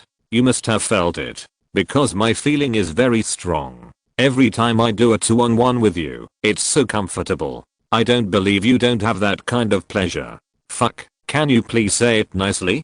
Duran quickly pulled away from Minato's body with an arm's length. Then Minato continued, but I think we can cooperate better and more happily. So, are you free tomorrow afternoon? If you are free, how about we pair up and practice together for an hour? Chapter 72 became a hot commodity for the Bucks Steelhorns. I was scared to death. It turned out to be just a joint practice. Duran was secretly happy. Isn't this what I thought? Although Minato is a bit mean, he is still good at playing football. Especially since the current tactics of the Bucks Steelhorns team are based on Minato as a number 9.5 core. Then being able to practice with Minato will definitely greatly improve the running in degree on the offensive end. Duran immediately said, okay, no problem. Teammates should practice more together. Okay, then we have a deal. Minato patted Duran on the shoulder and ran into the locker room happily. As soon as Minato left, Zimui ran over. Hi, Gu. Your performance today was great. The rainbow ball you passed to me at the end. Wow, it really made me feel so comfortable that my whole body was stiff. Stiff? You understand? Duran, are all the players of the Bucks Steelhorns team crazy? Zimui continued, I think we are both left-wing players. We should practice more with each other, such as overlapping and lob passes, so that I can better assist the front players and I won't make the mistakes I made in today's game. So are you free tomorrow afternoon? If you are free, can we practice together for an hour? Well, the cooperation on the left side is indeed very important. If the cooperation on the left side can be improved, maybe a new tactical system can be developed for the Bucks Steelhorns. Guran nodded solemnly. Okay, no problem. Teammates should practice more together. Ha. Great. That's it. Zimui patted Guran on the shoulder and ran into the locker room happily. Hi, Gu. Before Guran took a step, the right back Huareluo ran over again. Gu, your performance today was great. But I think that in the last wave of attack, you should not have picked the ball to the left side, but should have passed it to our right side. Of course, this can't be entirely your fault. After all, we haven't practiced together alone before. So, are you free tomorrow afternoon? If you are free, can we practice together alone for an hour? Damn, why do I feel that this scene just happened once? No, twice? This is the third player who wants to practice with me. Although it is not necessary to practice with the right back, it is sometimes very important to make large-scale transfers during the game. Moreover, if you want to play with both wings, the overall coordination of the left and right wings also requires more practice. Guran said with a smile. Okay, no problem. Teammates should practice together more. Huareluo gave Guran a thumbs up. That's it. I'll wait for you tomorrow afternoon. After that, Huareluo made a SIU celebration and jumped into the locker room. Guran was speechless. Just as he took a step forward, Rusty hugged Guran from behind. Haha. Gu. You did so great today. What the hell? Exclamation mark. Which teacher taught you all? Why do all your opening remarks look the same? Guran quickly broke away from Rusty's hug. Rusty, just talk and don't make any unnecessary movements. Rusty said happily. Haha, sorry, I'm just too happy. We tied the game with the awesome Pirates. You didn't see Albert's expression when he left the field. His nose was crooked with anger. And those students, they were also pissed off. Hahaha. Fortunately, they didn't ask me to practice together. Otherwise I really wouldn't be able to arrange the time. Guran smiled. Rusty, actually your defensive performance in the final moments was also very good. Rusty smiled proudly. I've said it a long time ago. I'm the main central defender of our Bucks Steelhorns. However, I think the most regrettable thing is that the game ended too early. If you could catch up with the ball I cleared, we might really be able to overturn the Pirates. Guran nodded slightly in agreement. The last ball was indeed a bit regrettable, but the actual performance was the biggest problem. Then I heard Rusty continue. I think we should practice more in passing and receiving the ball so that we won't miss it next time if we have the chance. So are you free tomorrow afternoon? If you are free, can we practice together for an hour? Guran's mouth twitched. I'm practicing cooperation with you, a central defender? Well, the cooperation between defenders is indeed necessary, but I have promised 3. Seeing that Guran didn't answer, Rusty hurriedly said sincerely, Gu, after this game, the flame in my heart has been ignited. I really want to play well. Really, I want to play well. Bullshit. You really want to see the female fans on the opposite side throw their bras, right? Exclamation mark. Guran said with a smile. Okay, Rusty happily hugged Guran's shoulders. Good brother. I knew you were willing to help me play well. What other choice do I have? Guran said helplessly. Let's make progress together. Before Rusty walked away, the forward glider and the sissy ran over together. Hi Gu. Are you free tomorrow afternoon? Can the 3 of us practice together for 2 hours? Fuck, so much. I just want to practice together, not all of them. Guran hurriedly said. Tomorrow afternoon. Before Guran finished speaking, the blind man on the right midfield and the captain Brett also came over. Hi Gu. Are you free tomorrow afternoon? Can we practice together? Fuck. Go away. I made an appointment with Gu first. Captain first. Get lost. There is no captain before a solo practice. Monkey, Leaksy. You guys want to rebel? Haha, this kind of thing. You have to pay attention to first come first served. Several good brothers actually fought for Guran's ownership, and there was chaos outside the locker room. Guran hurriedly dissuaded. "Wait, listen to me first," the blind man said righteously. "Boo, this matter is none of your business, you go back to the locker room first." "Fuck, the fact that you want to practice with me is actually none of my business." Guran was completely numb. When did I become a hot commodity? At this moment, the 196 cm tall goalkeeper Tyrannosaurus came over with a frown and separated the people who were arguing. "What are you arguing about? What are you arguing about?" Tyrannosaurus roared with a solemn expression. "We are all brothers. What is there to argue about? What is there to rob?" Everyone was ashamed and silent. Tyrannosaurus continued. "What Goo needs most now is to practice with me. Everyone else, get out of the way." "Fuck. Tyrannosaurus, you are going to die. You are a goalkeeper. Why are you practicing with the fullbacks? Do you want Guran to pass the ball back to you after getting it? You know nothing." Tyrannosaurus roared. "Today I made a mistake in throwing the ball on the court. If Goo and I had a tacit understanding, I would have given the ball to Goo earlier, and we would have surpassed 2:3 earlier. You still have the nerve to say that? It's all your fault." The teammates quarreled again. Guran himself was already numb. All 11 players on the team wanted to practice with me. Even the goalkeeper was fighting for it. This should be the limit. At least the head coach Carter would not fight for it. "What are you arguing about?" With a majestic and sharp shout, Coach Carter stood behind Guran and others holding a technical statistics. The players present immediately quieted down, not daring to breathe. Coach Carter said gloomily, "Everyone go back to the locker room. I have something to announce." "Yes, coach." The players of the Bucks Steelhorns team, one by one, obediently returned to the visiting team's locker room. Chapter 73. The debut results that shocked the whole team are out. The smell in the visiting team's locker room was still unpleasant. However, the mentality of the entire Bucks Steelhorn team was much more positive than when they first arrived. After all, they scored 2 goals in the second half and got a very valuable away point, achieving the basic strategic goal and breaking the defense of the entire Manchester Grammar School. After all the players stood in place, Coach Carter was the last one to enter the locker room. Coach Carter first swept everyone in the locker room with his sharp eyes, and after making sure that everyone felt his deterrent power, he said, "Everyone's performance in today's game was okay." The players of the Bucks Steelhorn team all breathed a sigh of relief.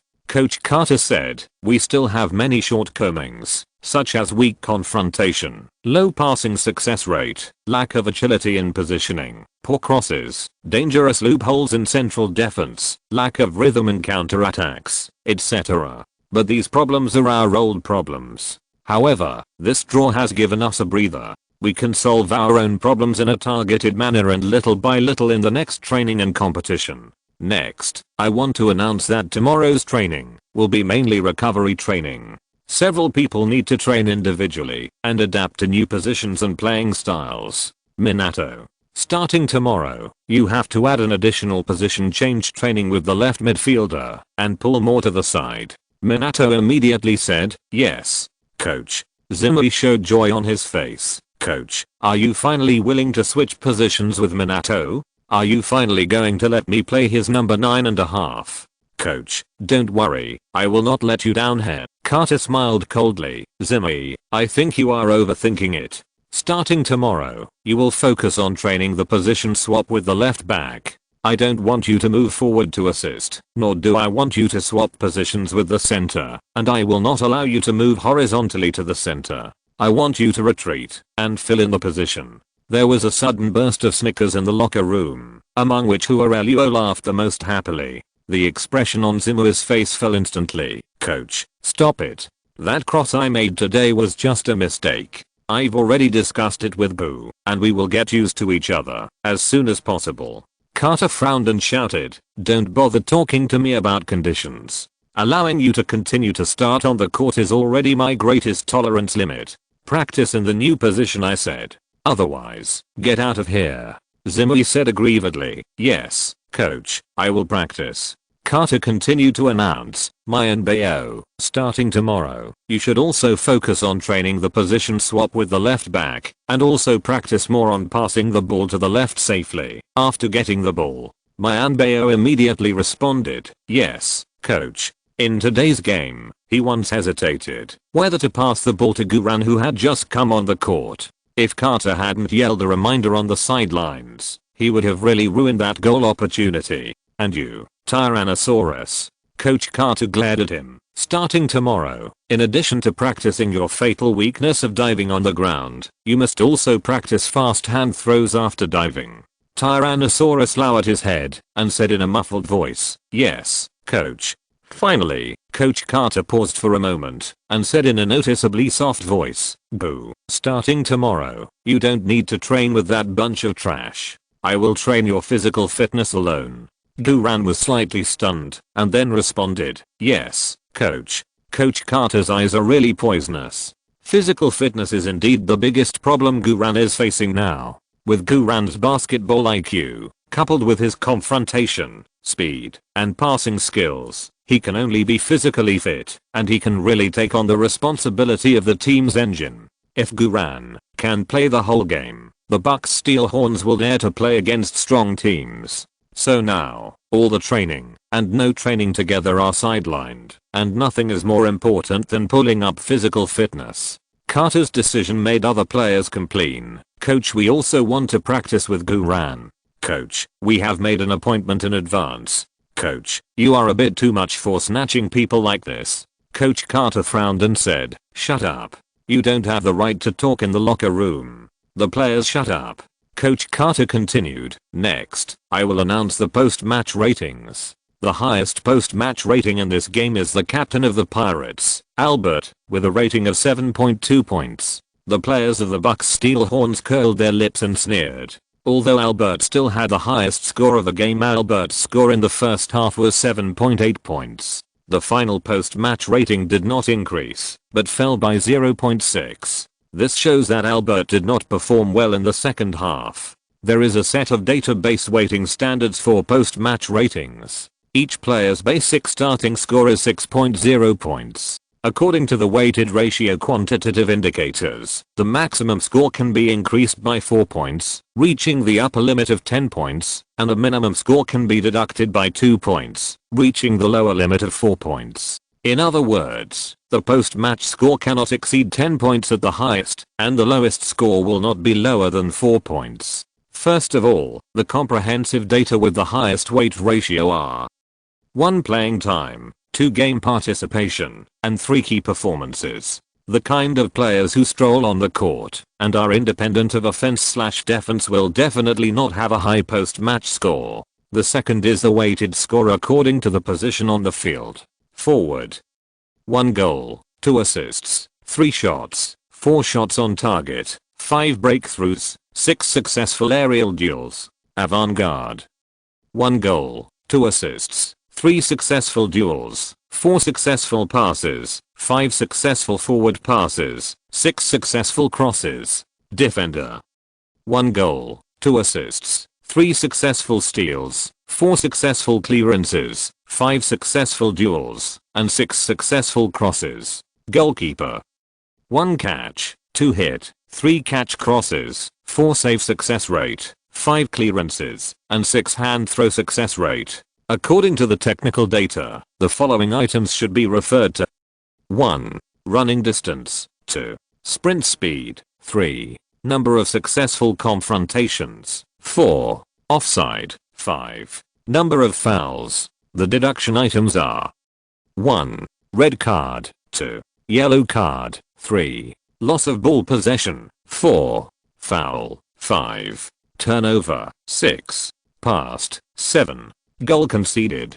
This is a set of post-match scoring criteria that are common to all official football matches. This set of scoring criteria can reflect a player's growth trajectory in detail and accurately. How important is the post-match score?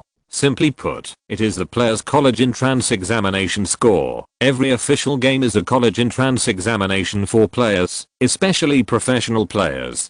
The best player MVP of the game is evaluated by post-match scoring. The best team/player of the month is evaluated according to the post-match scoring. And the best team/player of the year is also evaluated according to the post-match scoring. Post-match scoring affects the player's playing time, salary increase, and even transfer. For example, in Arsenal during Wenger's period, only players with high scores could play. Wenger is called Professor not because he looks like a professor, but because he studies post-match data every day. He is a typical data flow coach. His desk is always filled with math problem-like data tables. Wenger also set a precedent for speaking with data, although Arsenal's league results have always been fourth. In short, post-match ratings are very important and are of urgent concern to every player. Guran's playing time this time was less than half a game, and the maximum weight index was limited, so Guran felt that his post-match rating for his debut should not be too high. Then Coach Carter continued, the second highest post-match rating in this game is from our team, with a score of 7.1 points. Wow. Who is so good? 7.1. It's only 0.1 points behind Albert. Is it Minato? 1 pass and 1 shot. He has the best weighted data in the team. But Minato's post-match rating in the first half was too low, and he didn't get in place for the last key ball. Who else could it be? The players whispered and discussed. Then Carter continued, this player's statistics are as follows. 5 fatal passes, 2 of which resulted in goals, 7 successful dribbles, 25 touches, 20 passes, and a pass success rate of 90%, 12 confrontations, 12 successes, 3 fouls, and 0 losses of the ball. Monkey Rickset. Aren't these statistics so cool? 12 confrontations, 12 successes? Who is so tough? 0 losses of the ball? Too exaggerated. Are these statistics sure to be correct? Minato smiled and shook his head. These statistics are definitely not mine. I lost the ball 5 times in the first half alone. But, who else could have scored the highest point on the team besides you? Could it be me? Rusty took a deep breath and said excitedly, I also lost the ball 0 times. Brett complained mercilessly, have you ever dribbled the ball? Coach Carter continued, this player played for a total of 43 minutes, including injury time. According to the statistics of the English Football Association's data collection equipment, he ran a total of 7.85 kilometers on the field, with the longest sprint distance of 48 meters and the highest instantaneous speed reaching 8.9 meters per second. Wow. The Bucks Steelhorns team exclaimed collectively. This speed per second is equivalent to a score of about 11.7 seconds for the 100 meters. There is no doubt that the fastest sprinter in the Bucks Steelhorns is Guran. When Guran heard this data, he was also stunned. No way. Ahahaha. It really can't be me, right? Carter saw a rare smile on his lips. That's right. This person is Guran. Wow. The whole audience applauded. Everyone's eyes were eagerly looking at Guran, who had the highest score in the team. Guran took a deep breath. It's good to have a young body. Chapter 74 I really just want to play football. Thank you. Thank you everyone. Guran tried hard to control the surging blood in his body and said calmly, in fact, I know that I still have a lot of shortcomings and I'm willing to improve with everyone. Fight for the Bucks Steelhorns. Fight for the Bucks Steelhorns. The whole team cheered. Guran knew very well that what he said just now was not modesty. He really knew that he still had a lot of shortcomings. Fortunately, starting from the National High School Amateur League, there is still time to make up for these shortcomings.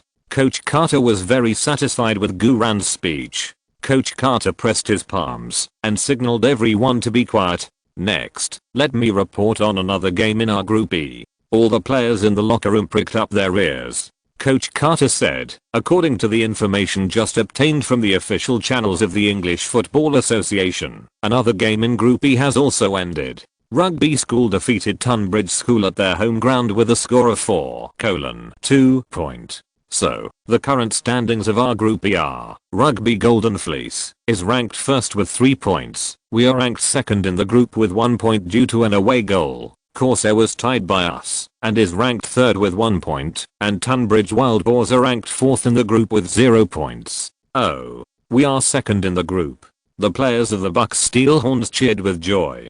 Carter frowned and shouted, "Why are you so happy? This is only the first game. Our next 2 games will be more difficult than the last. 3 days later, we will visit Tunbridge High School. They will definitely try their best to get 3 points from us. If we are defeated, our points will be at the bottom. Now, go take a shower, and after taking a shower, we will hurry up and leave here." "Yes, coach." Soon, the players of the Bucks Steelhorns took a shower, changed into clean clothes, and left the visiting team's locker room with laughter and chatter. Coach Carter was the last one to stay in the locker room to finish. Duran had already walked out of the locker room, but suddenly thought that he should ask Coach Carter for his personal data of his debut as a souvenir. So Duran went back in. As soon as he entered the door, he saw Coach Carter unbuckling his belt and urinating towards the corner of the locker room. "Fuck pirate ship bastards, those who dare to insult me, I will leave some gifts for you to." Coach Carter urinated happily and shuddered with great pleasure after urinating.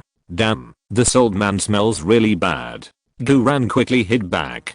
10 minutes later, the Bucks Steelhorns team boarded a chartered bus and headed for Manchester Airport. When they arrived at the airport, there were still more than 2 hours before boarding.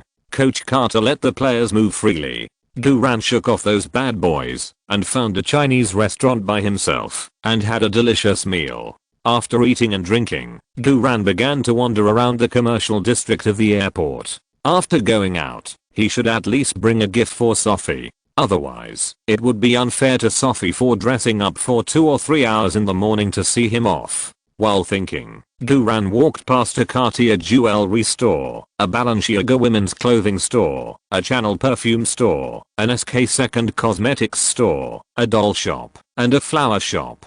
Finally, Duran stopped and walked into an inconspicuous airport bookstore. In 1 minute, Duran bought the first 4 volumes of A Song of Ice and Fire. A Song of Ice and Fire is the original novel of the TV series Game of Thrones, which is about to start filming and become popular all over the world. The crew that Sophie is going to audition this weekend is the crew of Game of Thrones. Let Sophie read the original novel in advance. This gift is definitely the best gift for Sophie. In the future, when Sophie recalls this gift, she will be moved to death. Why only by the first 4 volumes? Because the author of Long Live Martin has only written the 4th volume so far. The 5th volume will not be published until 2013. As for the 6th volume, The Winds of Winter, Duran has never waited for it in his previous life. If he has the opportunity to go to Hollywood in the future, Duran must bring a razor blade to greet Uncle Martin and ask him why he writes so slowly. At more than 8 o'clock in the evening, the squeaking regional plane carrying the Bucks Steelhorns took off. At nearly 10 o'clock, Duran took a taxi back to the Turner family. The Turner family had not slept yet, and they were all sitting in the living room waiting for Duran. When Duran pushed the door open, Sophie was the first to stand up. Sophie seemed to have 1,000 words to say, but in the end, Sophie just opened her mouth and said lightly, "I'm back." Duran grinned. "Yeah, I'm back." Andrew asked anxiously, "Go. Did you win or lose?" Sally frowned and shouted at her husband, "What's wrong with you? Goo is tired all day, and you just asked about winning or losing when you got home. Goo, ignore your Uncle Andrew. Tell Auntie, are you still used to eating outside? Auntie specially left you a portion of your favorite lamb kidney pie and added oysters and mustard in it for you. There is a kind of thought it is you, Auntie Sally, who thinks." Duran waved his hands quickly. No, Aunt Sally, please stop working. I finished my meal. Uncle Andrew, we tied with the Corsair 2:2 point. Andrew asked quickly, "What's the standings of your group?" Duran answered truthfully, "Second for the time being. Not bad, not bad." Andrew smiled happily. The Bucks Steelhorns should be the lowest level team among the top 32 in the country. They were able to tie with the Corsairs on the road and temporarily rank second in the group. This result is really good. By the way, Boo, you shouldn't have played, right? Duran smiled. "Yes, I came on as a substitute in the second half and played for more than 40 minutes. Andrew said in shock, "You actually got to play? Goo, are you kidding me? Coach Carter of your team is notoriously vicious. He could let a Chinese like you." "Sorry, I mean no offense." Duran shrugged. "It doesn't matter." Andrew continued, Carter actually let a novice player like you who has only joined the school team for 3 days come on as a substitute? He must be crazy, right? Duran smiled and said, maybe, but I feel that I played okay. This is already a very modest statement. In fact, Duran played more than okay. He played better than the entire carry team. Andrew asked, what is your post-match score? Duran answered truthfully, 7.1 points. Andrew laughed, impossible. Absolutely impossible. Sally next to him asked, 7.1 points is not a high score, how can it be impossible? Andrew sneered, what do you know? The most weighted data in the post-match score is the playing time. Gu just said that he only played for more than 40 minutes, less than half a game. The score of 7.1 is higher than the full-time score of others. In this way, if he played the whole game, he would have scored at least 8 points. How could he, a novice and a substitute, get such a high score? Unless he is a genius. And he has to be a super genius of the gifted level. Duran said helplessly, Uncle Andrew, everything I said is true. Andrew laughed and said, okay, what's true or false? Goo, Uncle was young once too, and Uncle knows your little thoughts. You just want to brag in front of girls of the same age, to show that you are very powerful, so that girls of the same age will admire and like you. Uncle is an experienced person, and you are using the tricks that Uncle used to pick up girls in his era. Uncle can understand. Are you attracted to my Sophie? So you deliberately showed off in front of Sophie, saying that you played, and that you had a high score after the game? Are you also going to say that it was because of your playing that you saved the Bucks Steelhorns team that was almost collapsed, and without you, the Bucks Steelhorns team would not have gotten this 1 point? Fuck. Uncle, your comprehension is also jumping. I'm different from you when you were young, okay? I'm so handsome. Do I need skills to pick up girls? I really just want to play football. Duran hurriedly explained. No. Uncle, you really misunderstood. I really scored 7.1. I was going to get my post-match score sheet back, but something went wrong. But you can call Coach Carter. He can prove it to me. I really played. My post-match score was really high, and I really saved the team. If it weren't for me, oh my gosh. Why can't I explain it clearly? Exclamation mark.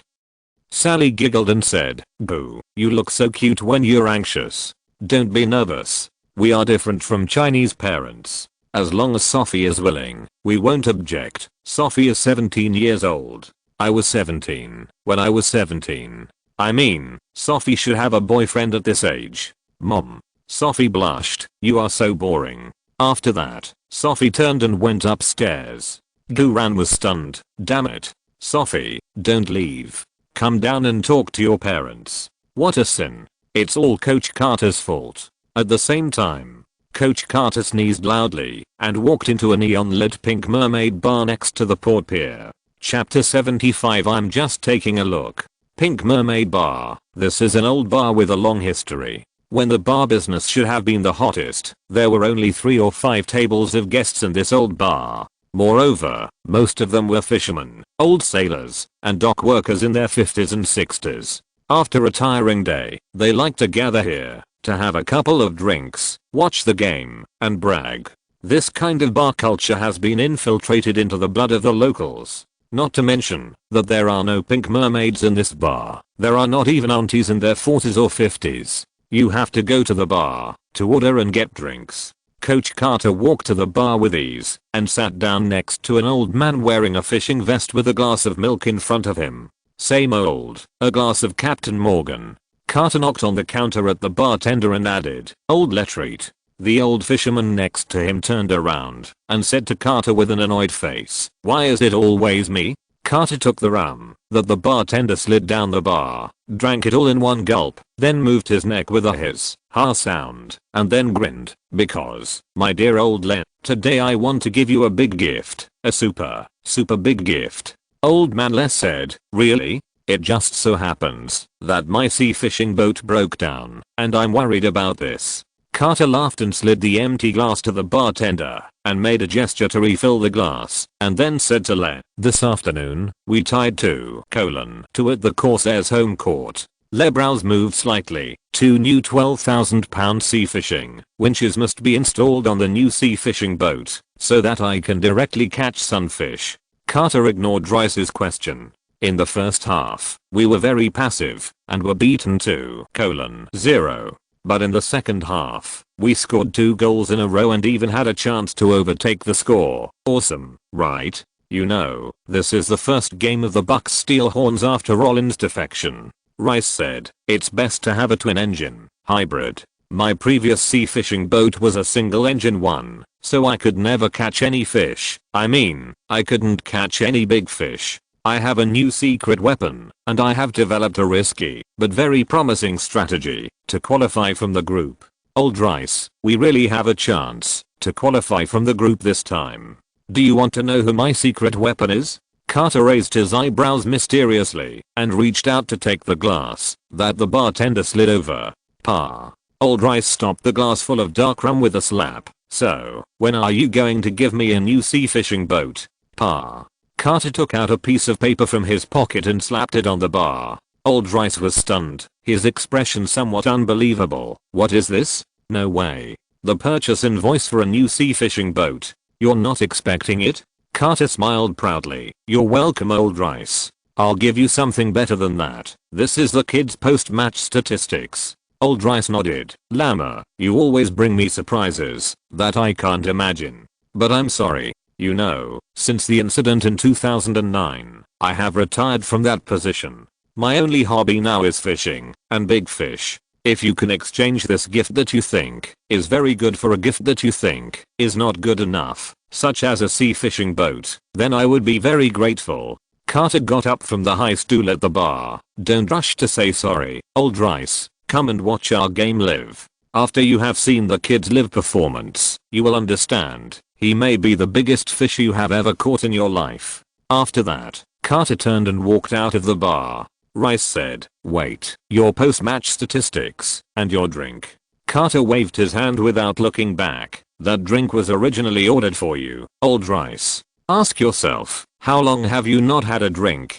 How long have you not made your blood boil? Have you forgotten what it feels like to be refreshed? I haven't forgotten. Ha ha ha ha. After that, Carter laughed and walked out of the bar.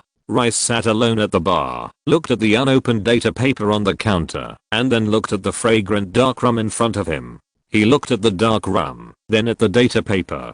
He looked at the data paper, then at the dark rum. The expression on Old Rice's weather-beaten face gradually became complicated. Can this drink be returned? No. At 10:30 that night, Duran returned to his room without taking off his clothes and fell directly on the bed. After taking 2 flights in one day and playing football for more than 40 minutes with all his strength, Duran now wanted to fall asleep. However, before going to bed, I should still have a chat with Sophie. After all, now I'm counting on stroking Sophie, the future superstar, to quickly improve my physical attributes. Sophie is my exclusive stroking artifact. Sophie, I brought you a gift. You will definitely like it very much. After Duran sent the message, he couldn't control the drowsiness that came over him and fell asleep directly. Ding. On the other side, Sophie clicked on the text message and immediately looked at it. She said coquettishly, this guy finally learned it. He knows to bring me gifts. Well, he is still making progress. Sophie was about to reply, but suddenly stopped. No, I can't reply to him so soon. I want him to wait a little longer and suffer for me a little longer. I will say it when he gets impatient. Yes, that's it. Sophie waited for an hour and a half. It was already past 12 o'clock. Sophie held the phone and said angrily, okay Duran, you ignored me after you said one sentence. I wanted to test your sincerity towards me, but you deliberately made me wait and suffer. Humph, let me see how I will deal with you this time. Sophie looked in the mirror, fixed her hair, added some powder, and applied some perfume on her wrists and behind her ears, and then went to Duran's room angrily. As soon as she entered Duran's room, Sophie saw Duran sleeping on the bed without taking off his clothes.